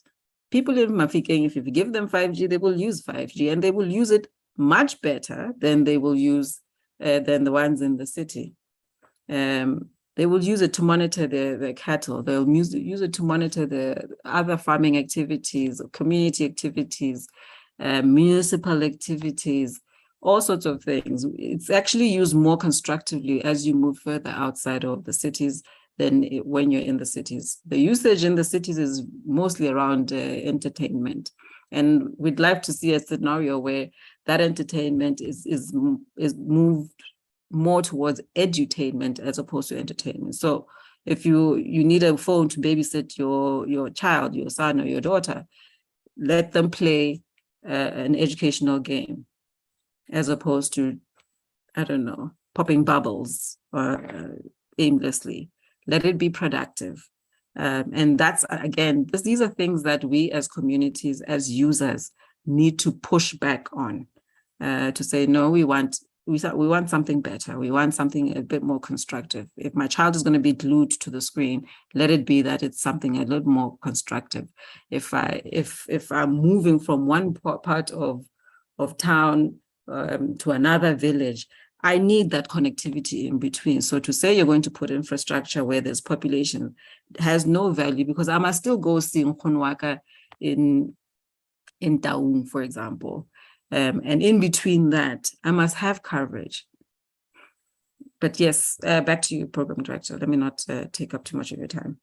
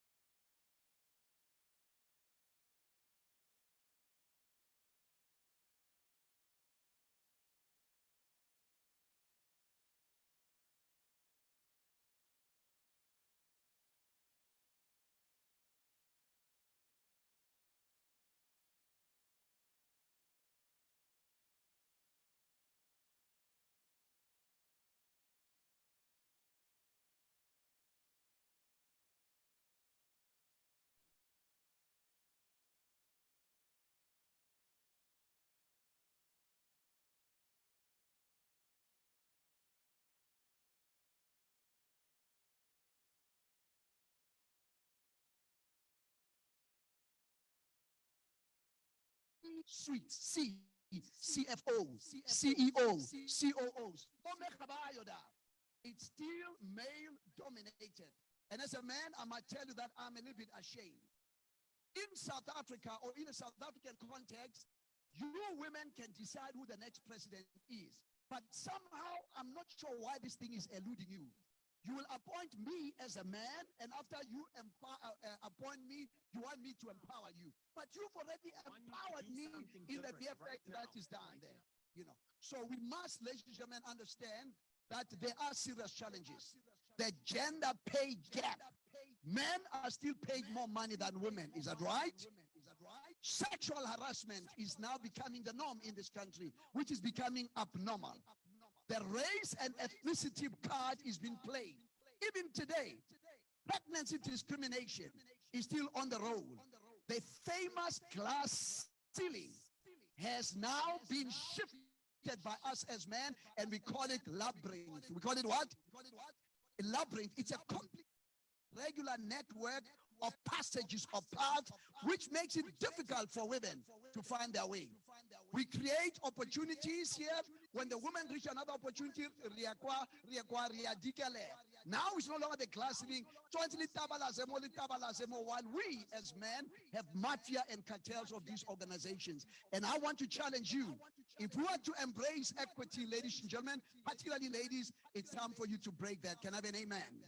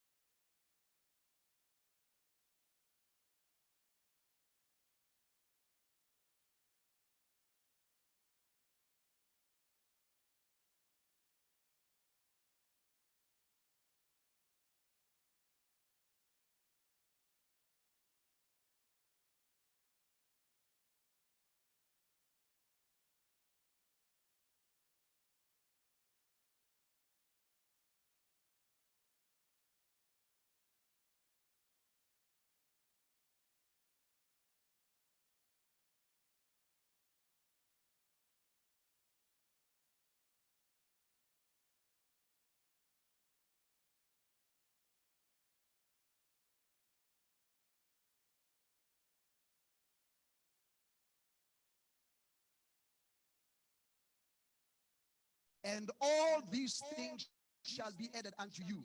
The younger generation says, seek ye first data or data, and all these things shall be added unto you. No matter data fair, like it. So big data, the cloud, the IoT, Internet of Things, robots, automation, video, collaboration platforms, and other technologies are changing the way we work and live. So women, technologies, and the future of work is changing. One, we said it is new behaviors, but two is these technologies that Sis Amy and Michelle spoke about. And you've got to be able to embrace those technologies. They are here. So the cloud puts the power of technology into the hands of employees. In the past, organization will look for talented people in the past. But because of the way things are shaped and changing, now talented people are looking for organizations. It's not an organization looking for talented people. It's talented people says, I give A with my T's and C's, terms and conditions. So technologies is changing the way we do business. Number three, millennials in the workplace. Listen to this. By 2020, millennials are expected to make up to 50% of the workforce. But by 2025, the number is projected at 75%. How many percent? The important thing about millennials is not the fact that they might bring new approaches, ideas, values, or styles of working. It is that there are going to be so many of them. So if whether you are a BBT, born before technology, walala. In other words, organizations, small, medium, big organizations must shift from creating an environment where they assume that people need to work there, to work in one place. Things are shifting. After Corona, we know that technology has played a bigger role. So number one, new behaviors. Number two, the future of work is going to be affected by technology. Number three, millennials in the workplace are shifting everything about Twarimchin. Number four, mobility. Can we say mobility? Today, where you are located is starting to matter. Where you can be in the toilet and still do work. You can be productive in the toilet. So now mobility is important because people are realizing I can do business anywhere. Saloshini, the other day with your husband, we are flying to Dubai. Now in the plane, you can still get internet connectivity and just work. You don't know whether the person will go to Dubai or will go Sun City or Royal Mara. So mobility is affecting the way we do work. And number five, before I close, is globalization. What is it? This is essentially the ability for organizations to work in a world where boundaries do not exist.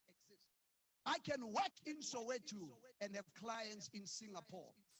I can work right here in Mahike and yet have clients in Melbourne, Australia. Things are shifting, things are moving. So as you embrace this wonderful theme called Embrace Equity, remember that women, technology, and the future of work is changing. Again, it's up to you, it's up to me. I can do my part, you can do your part. Together, we can make it happen. I'm going to ask Faith right now to come and introduce our keynote speaker, Her Excellency, Madame Lamina, to give us the keynote address. Let's give a round of applause to Miss Faith, and then thereafter we have our ambassador.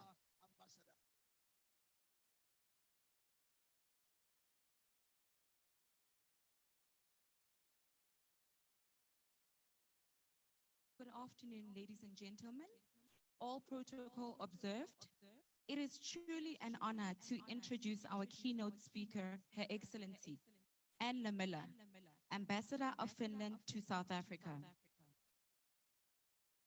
From 2011 to 2015, she became Ambassador of Finland to Mexico, Cuba, Haiti, and Central America.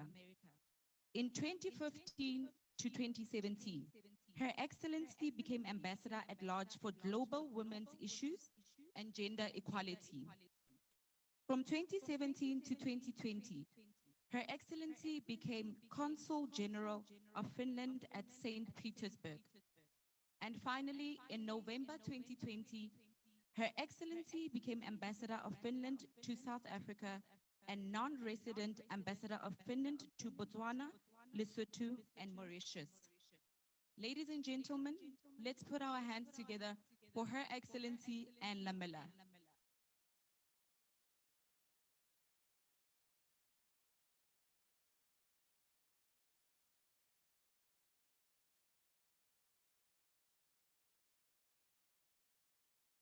Thank you, Faith.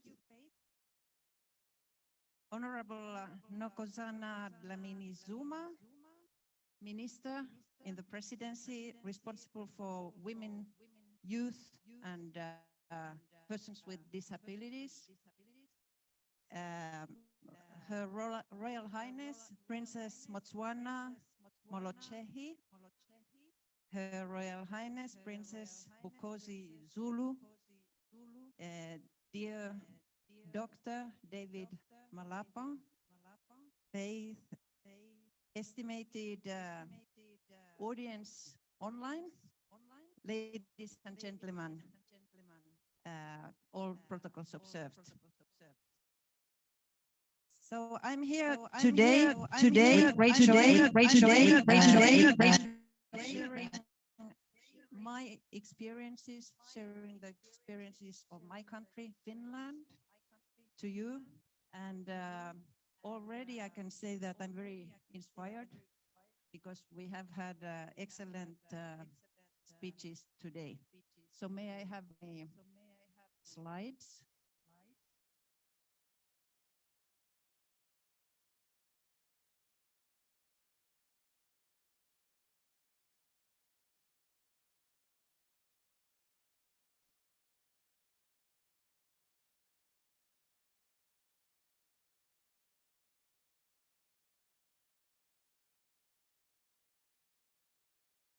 Oh yeah. Okay. You will soon see a picture of 5 women who call themselves the famous 5. That's the government of Finland today. It's a coalition government composed of 5 parties, and all parties that are in the government are led by women.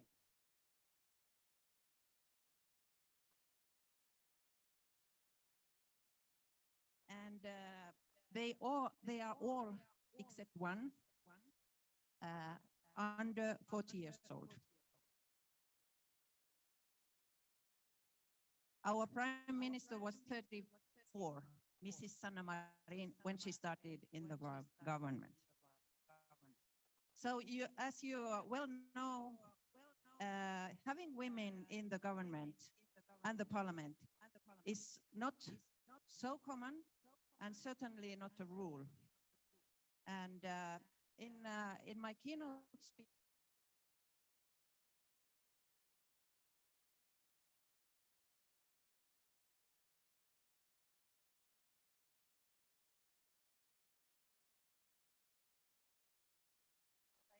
which is based on equality between sexes, democracy, good governance, and we try to embrace equity for all. Okay, the famous 5. Here you see them. So it's a society where both men and women have a chance to become champions in the 4IR also. But we cannot do it alone. We need to share our experiences and learn from each other. And Africa is a continent with young and bright individuals. And this is why Finland is collaborating a lot with South Africa and African countries in general. The next slide. So we see here, this is not the last one, but in South Africa, of course, you have gained a lot. But according to Oxfam report from 2022-21, Concerning gender equality, Black women continue to be the face of poverty, and the people who shoulder the social burden emanating from the high level of poverty and inequality in the country. So we really need women to be included in all decision making at all levels. And of course, there are very positive changes in South Africa in recent years.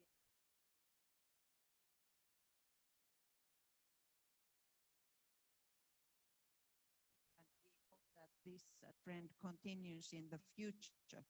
In the SADC region, as I understand, we have a SADC citizens also following this seminar. We have, of course, SADC gender protocol, and we need to educate the public to know more about the protocol and know how these commitments made by the governments may benefit our communities at large. The next one. This is how Finland started her career. So this is a famous painting of Eero Järnefelt, a Finnish artist, from the year 1893. What you can see here is very typical for that time. Children are used as labor in a slash and burn clearing of forest for cultivation. Just before the painting was completed, there were famine years in Finland in 1866 to 68. Approximately 10% of the population starved to death or died out of diseases. There were harsh winters when the crops didn't have the possibility to grow. As you know, Finland is a very northern country up in the north between Russia and Sweden. So that's what happened some 100 years ago. So we were one of the poorest countries in Europe. And this was the woman's place in kitchen.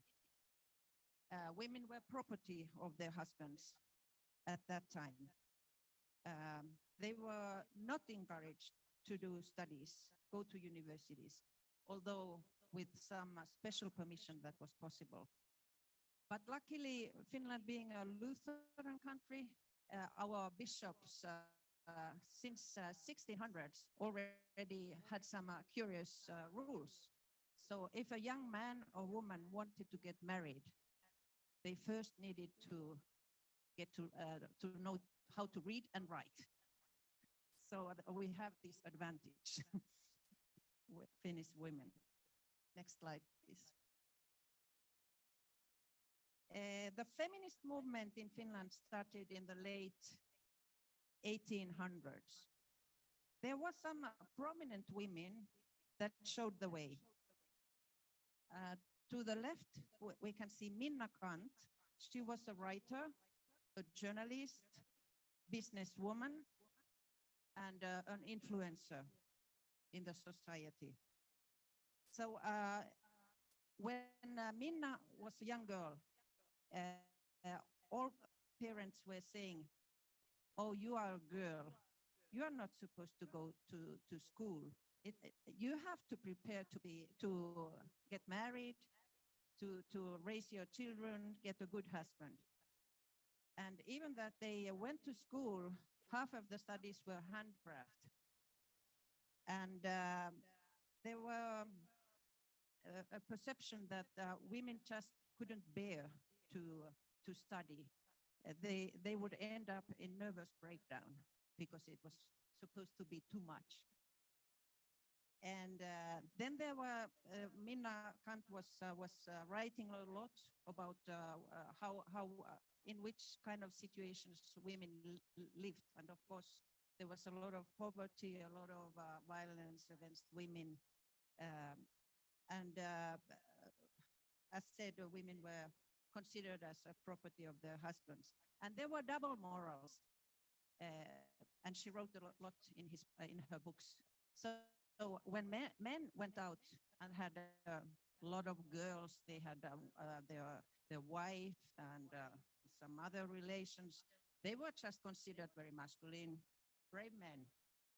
what comes to women, that of course there were bad women, there were wars, etc. So there were double standards in moral.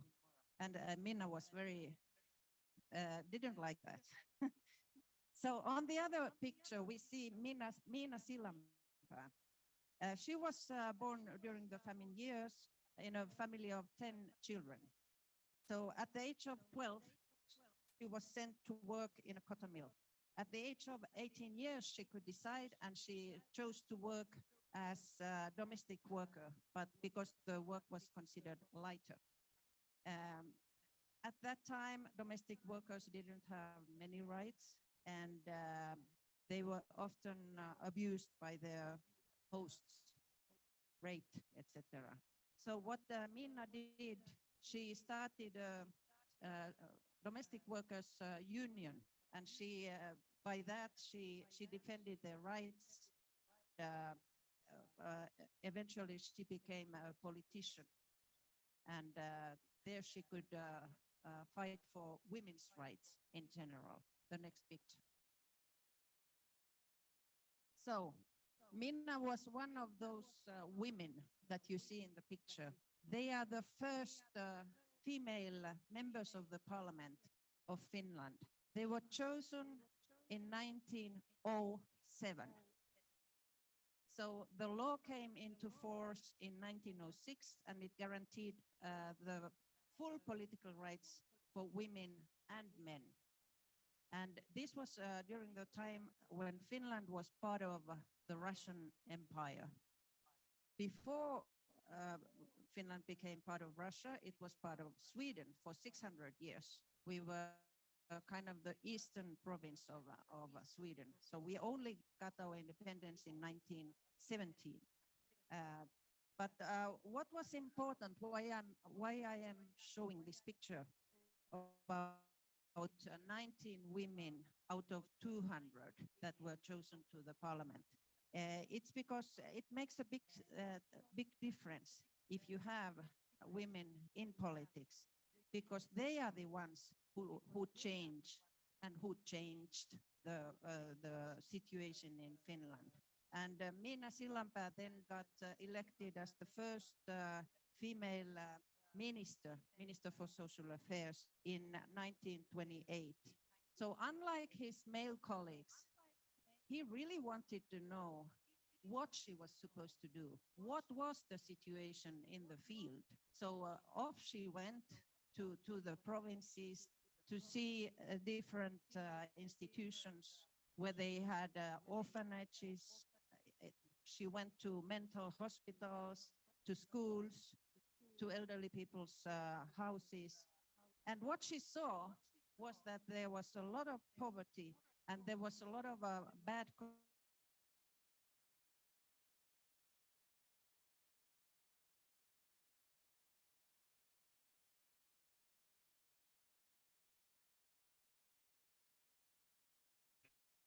so she knew, and then together with other women, and of course with other men, they started to change the laws. Next slide. And this is where Finland stands today. For 5 times in a row, Finland has been chosen the happiest country in the world. So you might ask, how come certainly it's not the weather. Right now, the thing was on. I don't know whether she was there. we are -10 in the south and -20 in the north. According to technology, she was there. Decisive factor behind the happiness. There's something else. One of them, and this is of course it's based on research. This is the United Nations happiness index I'm talking about. So they are factual behind the happiness. Security, because we are a country that doesn't have much inequality. So they are not in Finland. people who are really poor or really rich. Our rich are not so rich if you compare them with other rich people in the world. So equality is one of the factors. Also, trust in authorities. Believe or not, the authority that is Recording in trusted progress. most in Finland is the police. And then, of course, the government, etc. Because of that trust, Finns, we have been called the happy taxpayers. We pay taxes; they are quite high, but we pay them happily because we get some service. So what we get electricity, we get water, we get schooling, quality schools, which is free of charge. We have a handful of private schools, all the others are public. We have universities free of charge. We have good roads, we have rails, healthcare for all, daycare, etc. So, and there is quite a good balance. There's quite good situation what comes to equality between sexes, gender equality. I'm not saying we are perfect, far from that. We do have our problems. Gender-based violence was mentioned. I'm afraid our country has that same problem as all countries in the world, as a matter of fact. And this is what I know, having served as ambassador at large for global women's issues and gender equality. No, we are not perfect, but we are quite well. The next slide. So, today, we live in a country where a woman can become a prime minister, can become president. Our first female president started her tour in 2000, and she got a second term in 2006. So during the 12 years she served as president, she went to schools, and little boys, schoolboys were asking, oh my, do boys also have an opportunity to become a president? So that was the situation for 12 years. But we really notice, albeit all the success we have had, we do have a real problem in the working life. So we have the pay gap, of course, and then that there are areas in which are very segregated. So in our case, majority of nurses and social workers are women. Men are still dominant in construction, engineering, and in that sense, there is a lot to do, and these seminars like today's are so important. Next slide, please. So why do we have segregated work life? It's that we all carry in ourselves attitudes, and many times they are subconscious. And I just tell you one example that I learned. There was a daycare center in Finland, and you know it's very cold outside during the winter. So there's a researcher group that comes to that daycare center, and they ask, could we please film your day to see if there's any difference in how you with boys or girls. And the daycare teacher said, well, of course, we know, we deal everybody equally, no difference. So yes, please come and film us. And so they did. At the end of the day, they were all watching the video. And what did they see?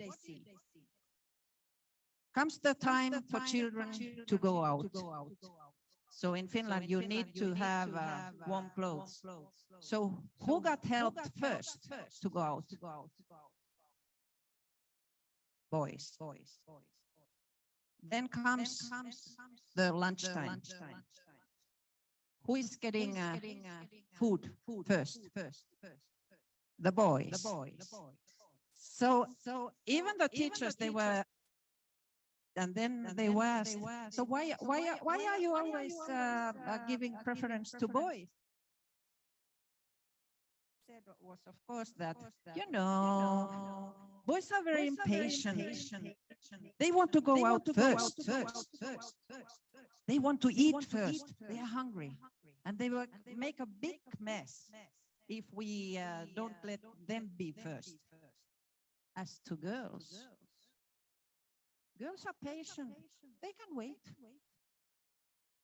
So that's an example of an attitude, and I find it very useful because even I'm sure in this room everybody thinks that we think very equally. We are supporting gender equality, but in our subconscious mind we might have these perceptions, and that's why it's really important to be conscious of them and to work with those perceptions, starting from an early age. And I'm very glad that last year my Minister of Education came to South Africa at the request of Madam Angie Motshekga, and we agreed upon having a cooperation in the field of early childhood care and education. It's I think very important, also on teacher education. But it's very important to work with those perceptions, and of course early childhood care and education levels the ground for children who enter to the school, so they are much more prepared if they've been taught before their school age. Next one. I'm coming to the theme of today. So in Finland, in many countries, I think there is a challenge. Certain areas like care industry are dominated by women. And there are few women working in science, technology, engineering, and mathematics. And in a modern world, we do need more girls in STEM, as they are called.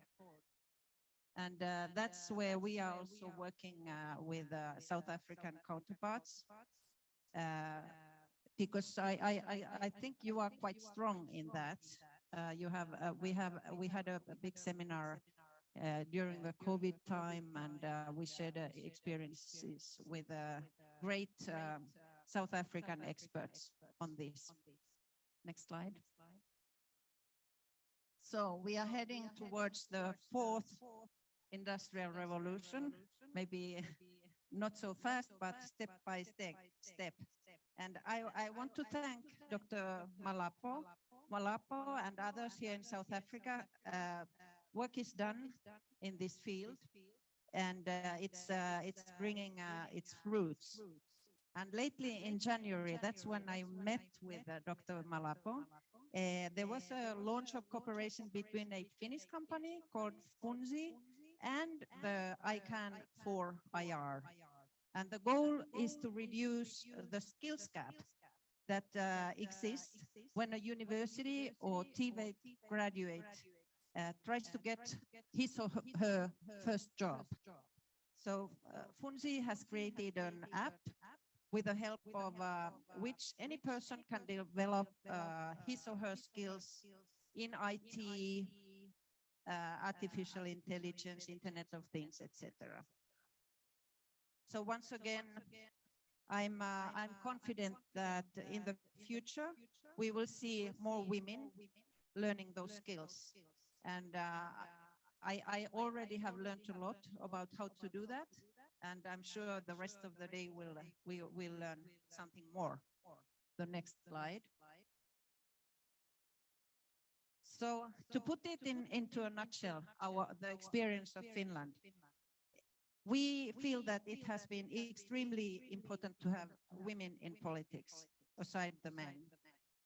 But we also think that it's important to have different people in politics, not only, let's say, old men, but old women also, but also young women and young men, people in different stages of their life, because that's how we get laws that help everybody to develop. And then we need to, of course, to have women in all spheres of the society. And the nations really, they need brains of both sexes, all sexes, not just the male ones. And I was glad to hear today's interventions. Princess,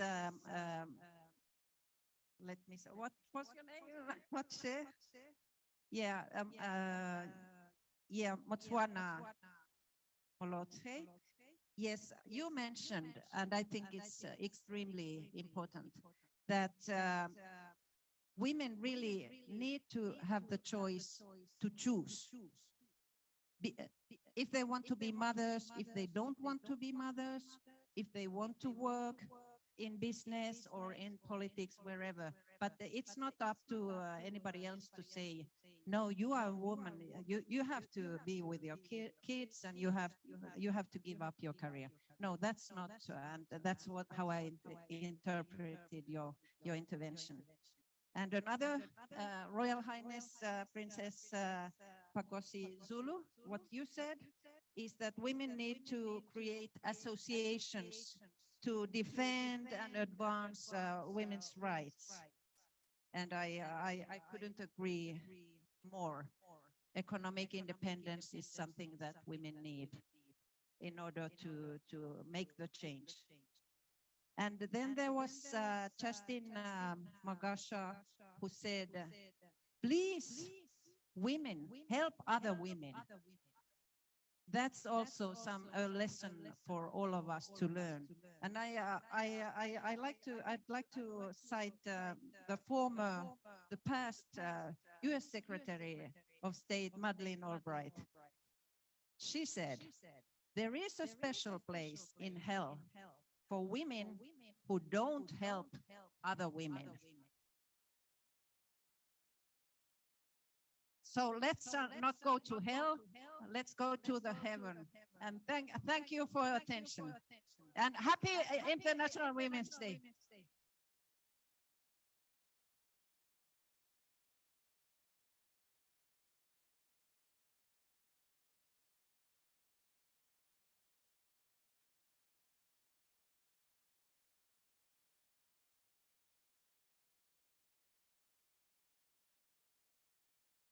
Libongwe.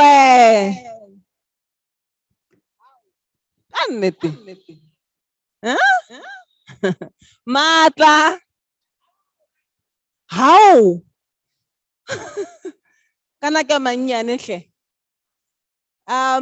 Just another round of applause for Dr. Mulapo and Her Excellency Anne Lamina. We want to send our sincere appreciation for their time to join us in the discussions today. I want to really plead and ask you that you pardon us. We were supposed to be breaking for lunch.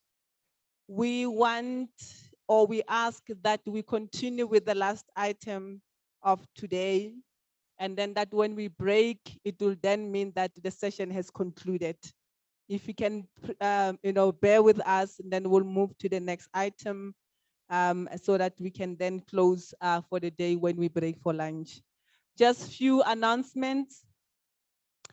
I'm told somebody lost their keys and they are at the registration table. Just to remind all of us that we must sign the register And that would really be appreciated. Just thought maybe just to conclude the discussion that we had, and I think Dr. Mulapo was very adamant to remind us that it's important to learn and unlearn. And those are very interesting words. There are things that we've learned that are hampering us from progressing. And it's important that we unlearn those. So in the world we live in, there is positive and negative, and it's important to identify them. And the ones that are benefiting you, you must continue to learn and experience them. And the ones that are not, you must be able to unlearn and let them and leave them behind so that you can be able to move forward. And I think just in concluding on the session, what I appreciated with Ambassador is taking us a bit step back about the history of what is happening in Finland. And that's how we started. It's important to know where you're coming from so that you can also know where you're going. So the history shows us that the issues around gender equality, women empowerment, it cuts across. It's a global crisis. It's a global challenge. It does not only affect South Africa, although there will be unique issues that only apply to South Africa, but broadly the issues as they relate to women empowerment and gender equality affect every woman across. And I think the point that she's making, which is also linked to the point that Prof said earlier on, is that the women that are taking up on this leadership position, they are actually in a way providing us mentorship. They're providing us with hope that it is possible. So it's important to look up to them, follow them, especially people that you say, these are my role models. Look at what is it that they've done and how they move towards that spaces so that you learn and you don't have to start things afresh because somebody would have done them. They normally document them in their biographic documents, etc., etc. But it's important to also have mentorship. When you are fortunate enough to have somebody to mentor you, also give them your time. Because when people are mentoring you and you're not showing the efforts, it also disadvantages or discourages them. So it is important that we look into that. So as we're nearing the conclusion of the discussions of today, the next agenda item we're going to look into is the keynote address. And the keynote address is on digital innovation and technology for gender equality. I just thought to remind ourselves that it's important that as we have this conversation, we remember broadly around the embracing the equality, diversity, and inclusiveness. One of the things to emphasize is that with these digital technologies that we're talking about, we also want to see gender transformation, technology, and innovations, which also provide the potential to create a more equitable, just by society by empowering women, promoting gender equality, and addressing systemic discrimination and inequalities. However, it is important to ensure that these technologies are developed and implemented in a way that is ethical and is respectful for all human and their rights. It's very important we talk about issues of cyber crimes, etc., etc. So as we continue to engage in this disruptive technology, it's important to make sure that we do not infringe on anybody else's right. I would like to ask when it's possible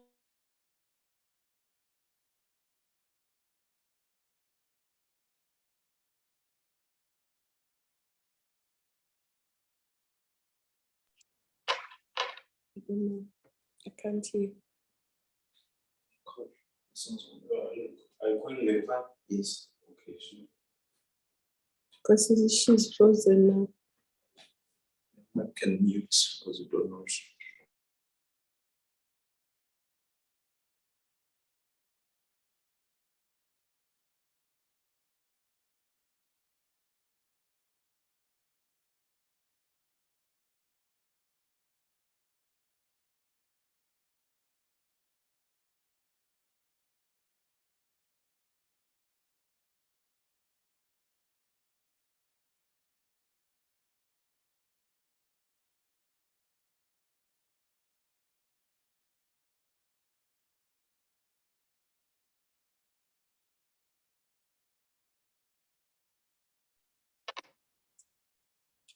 Good afternoon to all. Program Director.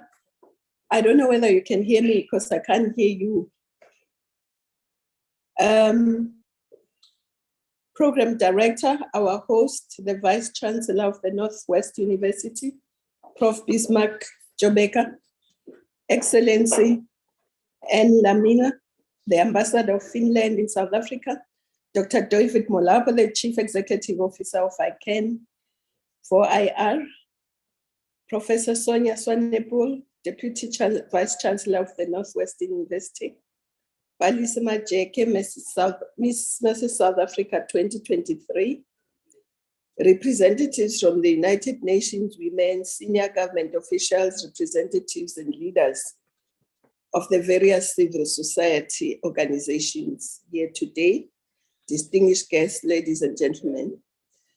Let me first appreciate the opportunity to address this commemoration of the International Women's Day, which you convene under the theme, Digital Innovation and Technology for Gender Equality.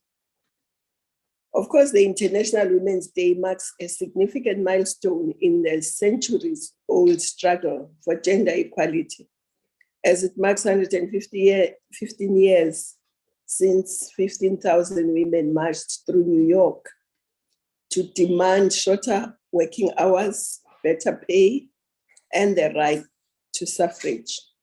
Sadly, although the right to suffrage has been secured in most of the world, women continue to observe long paid and unpaid work hours, far less pay than their male counterparts.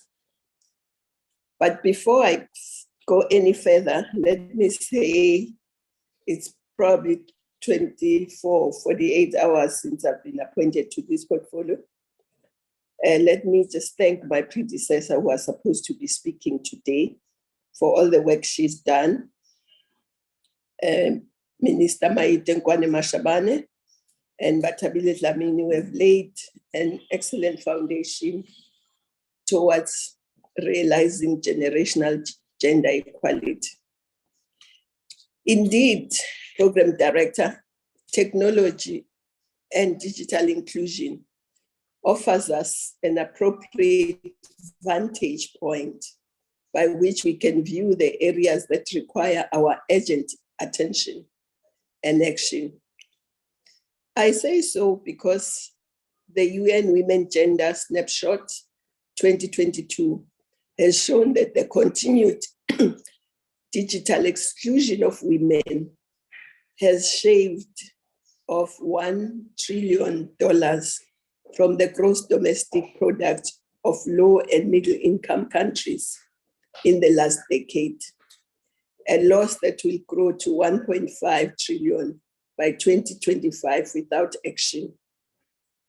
This exclusion has also permeated itself in key sectors such as financial sector, where in the latest McKinsey Power Parity report has shown that up to 70% of women are financially excluded, thus limiting their participation in the mainstream of the economy. In the past, these disparities are historic and are a result of persisting legal and social discrimination. But the consequences are a living reality for all women, with 2.4 billion of working age women not being afforded proper economic opportunities.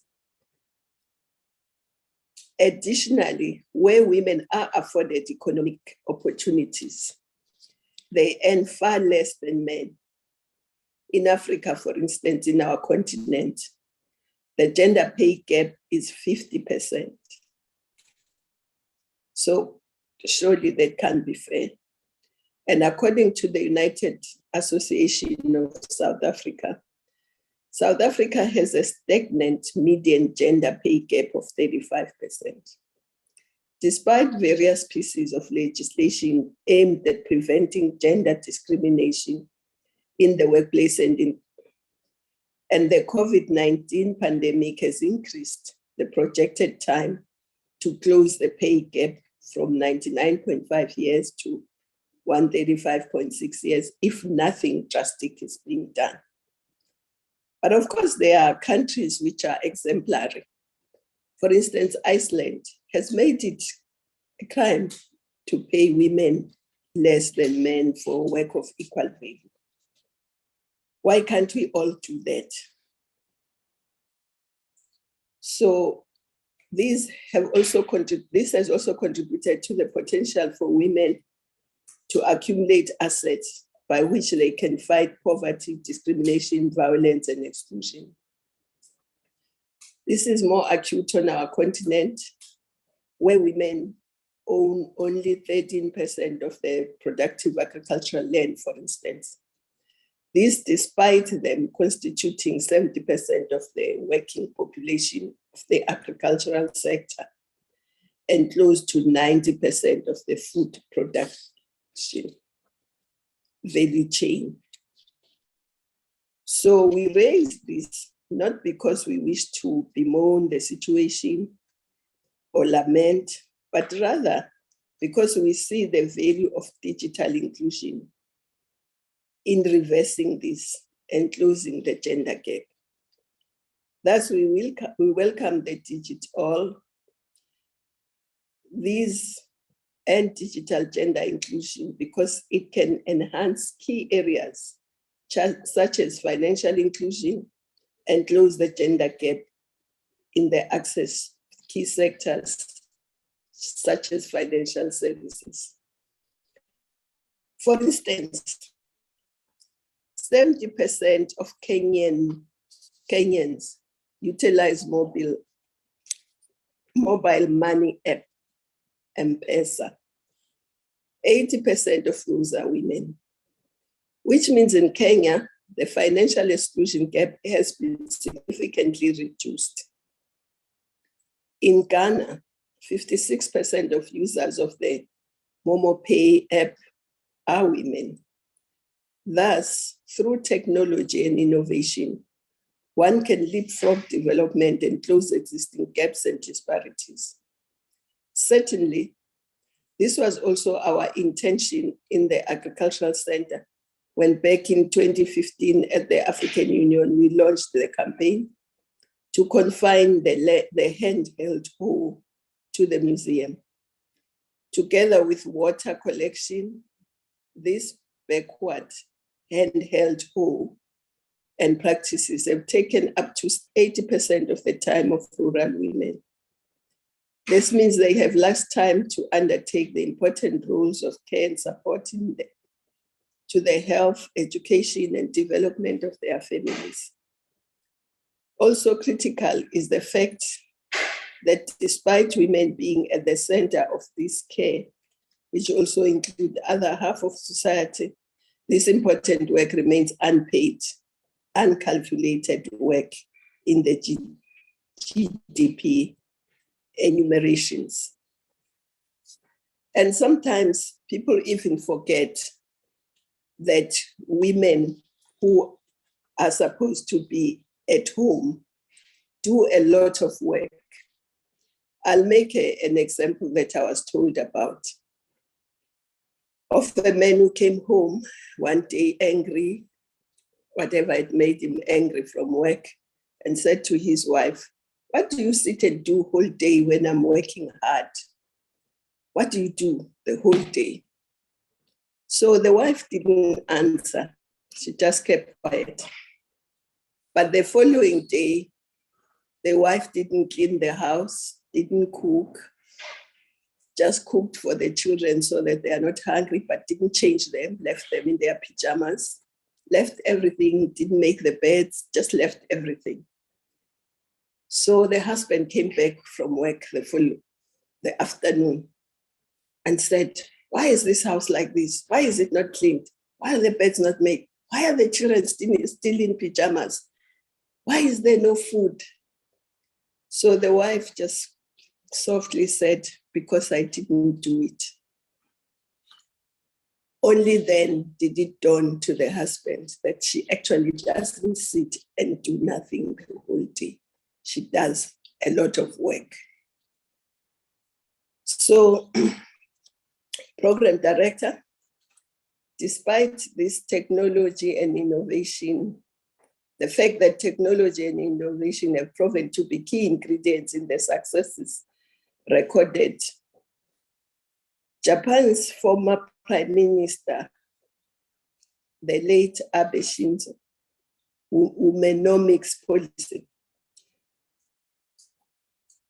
Abe Shinzo, when he became Prime Minister, may his soul rest in peace, the economy of Japan was stagnating. And this was back in 2012. And then he realized that women were not really taking part fully in the economy.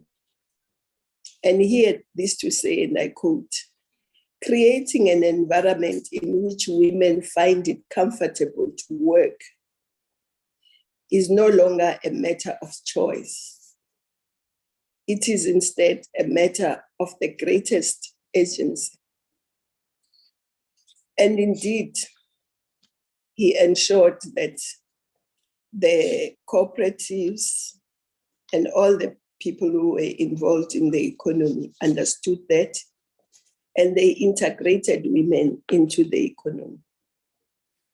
Because women must be found in all levels of society, leadership, and in all areas of human endeavor, and in the economy. Of course, it's logical. You can't win when half your team is not at play. Doesn't matter how good the other half of your players are. And several pieces of research have also proven that organizations that are inclusive and have a critical mass of women at their leadership, including corporates, far outperform those led by only men.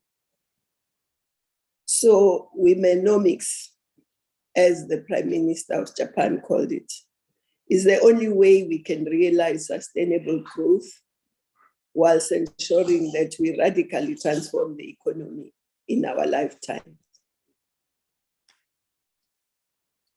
Of course, but for the negative impact of COVID-19, it has been proven that by the Japanese model, that the full inclusion of women in the mainstream economy can increase the GDP by up to 30%.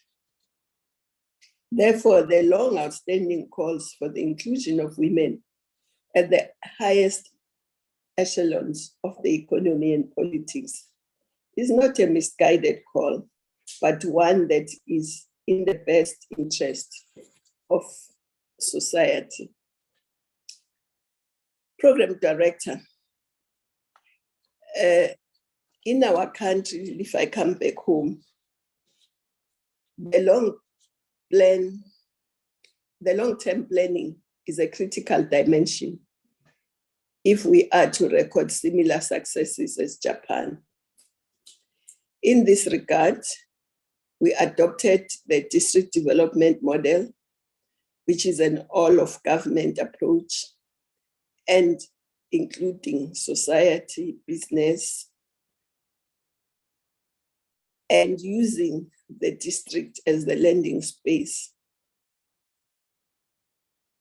And we also inquire into the unique endowments of that space and also the aspirations of the people in that space, and then plan the economy accordingly. Our local government white paper had said we must plan for 25 years. So the 25-year horizon has not really been adhered to. But you can plan for 25 years and then cut it into 10, 5, 1 year horizons. Because 5 years do not give you enough leverage to plan into the future. But of course, now with that, we are hoping that we are going to be able to do that. But in developing these plans, we must address the misconceptions that Africa has neither contributed to science and technology, and that there are no indigenous technologies and sciences that are of relevance today. We are erroneously told that there are no African indigenous knowledge systems sufficiently innovative to contribute to the global theories. Women are custodians of language and indigenous knowledge systems and have a particular role to play in this regard and in offering guidance as to the indigenous technologies that are of significance to our continent into the future, near future and distant future. So most importantly, of course, these plans must be supported by a budget which must unify the budgets of all the spheres, all the 3 spheres, and also include investors and international donors, the private sector and community organizations. For these plans and budgets to be successful, they have to be engendered through what we have broadly termed gender responsive budgeting. I think we should also see how technology can assist us in gender responsive budgeting. Because we cannot say we're doing sufficiently to create a non-sexist society when we cannot tell what portion of a rand goes to women's development and to people with disability and to youth and so on, but more importantly, to women. So we have to ensure that that is done. And we have to learn from countries that have done it. I know some of the countries in the Scandinavian countries. I visited Sweden some time back, and they were already doing gender responsive budgeting. Even on our continent, Uganda is doing that quite well, and others. So we need to also do that in our country. And of course, critical to our discussion today, the gender responsive budgeting and spending systems in these countries. We have employed innovative technologies to enable an almost real-time analysis of gender planning, budgeting, and implementation.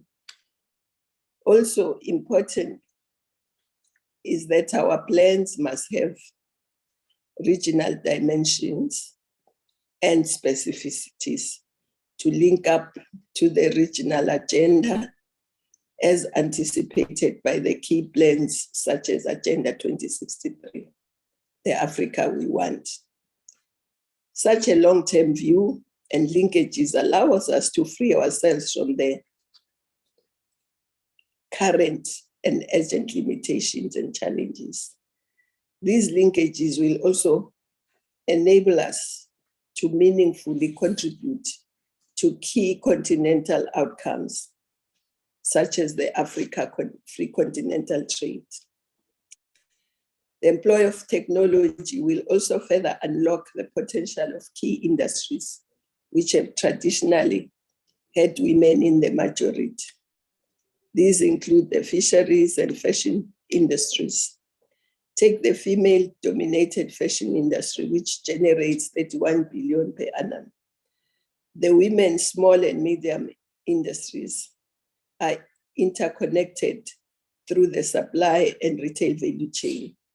With access to financing and technology, the enterprise can go into higher value areas and the export markets. There is also space for other forms of banks, such as women cooperative, community and municipal banks, which can be instrumental in ensuring better and greater access to financing and banking for sectors such as the small and medium sectors. In countries such as Germany, these alternative banks are in the mainstream and the smaller businesses. In the absence of vibrant and inclusive financial sector, no economy can grow to its full potential. The financial sector is the commanding heights of the economy, and the state must play a leading role to foster transformation and intervene for the development of its people. We cannot have the majority portion of the population unable to access finance and thus excluded from the productive and job-creating sectors of the economy. If you talk to women and young people, they'll tell you that it's very difficult for women and young people to get their projects funded by the financial institutions. So that needs to change, because women and youth make up the majority of the population. So if the majority of the population doesn't have access to finance, it is a problem. With the advent of fintech, South Africa can leapfrog and close the gap, as apps like M-Pesa have shown. However, careful attention must be paid to the digital gender gap, as well as the rural-urban divide. Such an extension of financial services will also require further public sector support, funding, and financing. According to the African Union report on the implementation of African Women Decade, gender, and I quote, still accounts for 2% of or less of the national budget, and gender responsive budgeting is considered a competing priority to economic recovery from shocks such as the COVID-19 related recession. Yet evidence shows that the brand of poverty, inequality, pandemics, disasters, recession, and other shocks are borne by women and girls on the whole. Therefore, non-gender responsive budgeting is more likely to be inadequate in sustainability, the quantum depth and impact. There's that the South African government does not have sufficient capacity and expertise to deliver on gender responsive budgeting, nor does it have the repositories of data and information to track and advise on appropriate and gendered plans and budget allocations. So I'd like to challenge some of our universities, the University of the Northwest, some of the NGOs and UN to really work with us. We, in our portfolio, my predecessors have talked about gender responsive budgeting, but now can you work with us? And even the ambassador of Finland, we are challenging all of you to work with us to make it a reality. We've spoken about it, but it's not done until it's done. So let's work together to do gender responsive budgeting, but also to create an environment where digital and innovation does assist us as women and youth and people living with disability. A program director. Additionally, the state must utilize its buying power to create and support new and emerging players in the economy who are Black, women, and young, instead of the status quo. So we must all work together really to ensure that women and youth and people with disability find an environment that is conducive in the economy.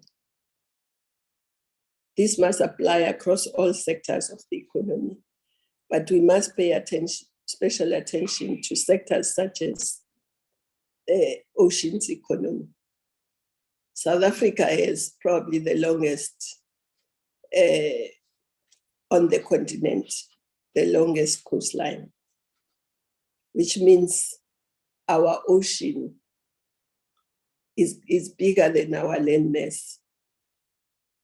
And the ocean is a big economic frontier, as we all know. But I don't think we have taken enough advantage of that. And I think women and youth need to be assisted and skilling, and also in being part of the oceans economy. The SME sector, which we have historically neglected, but which we're trying to really revive now, can play a significant role in the creation of new Black and women-owned entrants into this economy. Also, we must pay special attention to rural and farming communities, as well as those who are oppressed and treated unfairly, particularly by capital who pay them far less than what they deserve. These include the farm workers and especially women, as we have talked about the pay gap. Program director, two fundamentals are required to drive with courage and conviction the programs and agenda we have suggested. First, we require a skilled population as anticipated by the skills revolution. Secondly, we need a responsive activism, vibrant and people-oriented state which is led by capable, ethical and caring leadership at all levels. We also need to ensure that young people are totally integrated into the ICT and innovation. And when they do innovate, they are assisted to take their innovation through to commercialization. Because there are lots of innovation that we see, but because they are not assisted and into commercialization, they don't get the benefit. And of course, the country also doesn't get the benefit. But with regards to skills, there is no sector of our economy or aspirations that can be met without skills and education. Take, for instance, beneficiation. We cannot industrialize and nurture a significant and vibrant manufacturing sector without the skills. With the necessary high level and artisanry skills, we can break free from the current system where we export raw materials at a low price and we import finished goods at high prices. Sometimes we export raw materials, and when they are developed into finished goods, we can't even afford them. The current setup makes us lose out on all the jobs, because to beneficiate or process, you need a higher level job than mining. So we mine and then we export the high level jobs to other countries who beneficiate. And that goes for also our natural resources. But it's not only the jobs we export, but we export revenue because we sell raw material at a very low price and the finished goods are at a much, much higher. So we lose both jobs and revenue by being exporters of raw material. So let's also use technology and innovation to process and to beneficiate both our mineral and our natural resources. And of course, we need to improve the quality of our education and educate children to be patriotic and not only be job seekers, but also job creators and innovators. In line with the recommendations made at the National Planning Commission, we need to ensure that we embark on a skills revolution, which will see thousands and thousands of young South Africans being skilled in various fields required for our development. And this needs to pay special attention to the STEM, science, technology, engineering, and maths subject, as well as artisans and vocational training, which are the skills needed by our economy. Program Director, it is only a purposeful government which is rooted in the people that can drive the agenda we propose. Therefore, the development of a patriotic and professional public service must form part of the core of our activities, which must be undertaken on a continuous basis for all recruits from the floor all the way to the most senior levels of leadership. In doing so, we must also be at the forefront of fostering discipline and promoting the integrity and values of Ubuntu. The idea of discipline is not one of suppressing dissent, but rather one that encourages discussion, deepen our democracy. It was President O.R. Tambo who said, and I quote, "The distinctive feature of the revolutionary cadre is a high level of discipline, dedication, and courage in carrying out the task assigned. Such cadres are guided by our goal of a united, non-racial, non-sexist, and democratic South Africa." We sincerely believe that we have gathered such cadres. We also believe that the South African envisaged by O.R. Tambo would also contribute to a just and peaceful world. That South Africa must be found at the forefront of the women, peace and security agenda, which is critical in attaining lasting international peace and security. Technology and innovation are critical in securing this agenda, as without them, women's inclusion, research data collection, learning exchanges, and the documentation of good practices to support the 10 UN Security Council resolution of women, peace and security. These include Resolution 1325, directed at combating the weaponizing and other violence against women and girls. In the current global context, it goes without saying that cybersecurity and bullying are central to the fight. The World Wide Web and other forms of connection and social media are also sites of constant abuse of women, be it personal attacks or the distribution of pornography and microaggression, which have become fundamental tools of patriarchy. We must therefore use the commemoration and other platforms we create this year to decisively fight the patriarchy, as well as many new and emerging threats from violent extremism, climate change, prolonged violent conflict, human trafficking, and unprecedented and protracted refugee and humanitarian crisis. All of these require national states and the UN implement the Women, Peace and Security agenda. These areas we have highlighted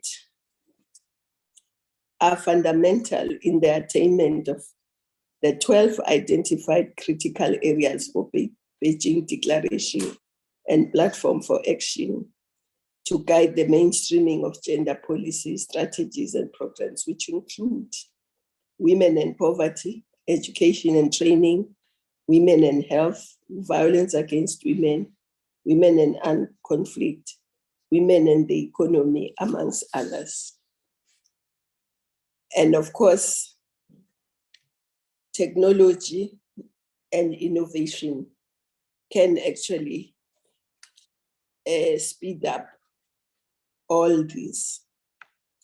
So it is our hope that our future interactions, we pay attention to develop accelerated country actions towards their attainment as we bridge the gender digital divide and promote education in the digital age for achieving gender equality. But of course, for all this to happen, we must have wall-to-wall coverage of the broadband, because if some areas still don't have signals, this will not work. I wish to conclude by reiterating our condemnation of gender-based violence in our country. And also say, let's work together to find innovative ways of at least assisting women who may be in trouble to be able to use simple apps and technologies to call for help where they may be. So as we are talking at a university, maybe some of the innovation should really be to solve societal problems like gender-based violence. What can we do? What innovations can we bring that can assist women to be able early on to call for help or to call for attention where they think they may be at risk? Program Director, I wish to conclude by saying, as we continue to fight the scourge of gender-based violence and femicide, we call upon all our communities to come together against this scourge and expose perpetrators and not turn a blind eye. The gender-based violence cannot be defeated by government alone. We need almost every single individual in every sector to be alert, to report, to assist anyone who may be at risk of gender-based violence. We also need religious leaders, we need traditional leaders, we need everyone, teachers, lecturers at institutions of higher learning, family members, neighbors, everyone to be part of this fight. And we need, I always think that it's not the majority of men who abuse women, but how can we know that if those who claim not to abuse women are quiet? Because those who abuse women will think everyone is doing it because nobody is saying otherwise. So I challenge especially men who don't abuse women to speak out and to be part of the campaign against this gender-based violence, and to close the space for those who abuse women. When you're sitting and enjoying yourselves and you know there's someone who beats up women, why do you not say to this person, no, guy, we cannot be enjoying life with you when we know you do this. Can you stop it? So I think all of us must take that responsibility and engage structures of our society through ongoing dialogue, education, and also healing sessions. We want to work with communities so that we can get to the root of the pandemic. But we also want to work with researchers to tell us, maybe the university can do research to tell us why is this problem growing? What is the root cause of this second pandemic, as the president called it? So I've put a few challenges. As a new minister in this portfolio, I would need a lot of help from all of you. So thank you for inviting. And I hope this is not a once-off invitation, but that it's the beginning of working together going forward. And thank you very much.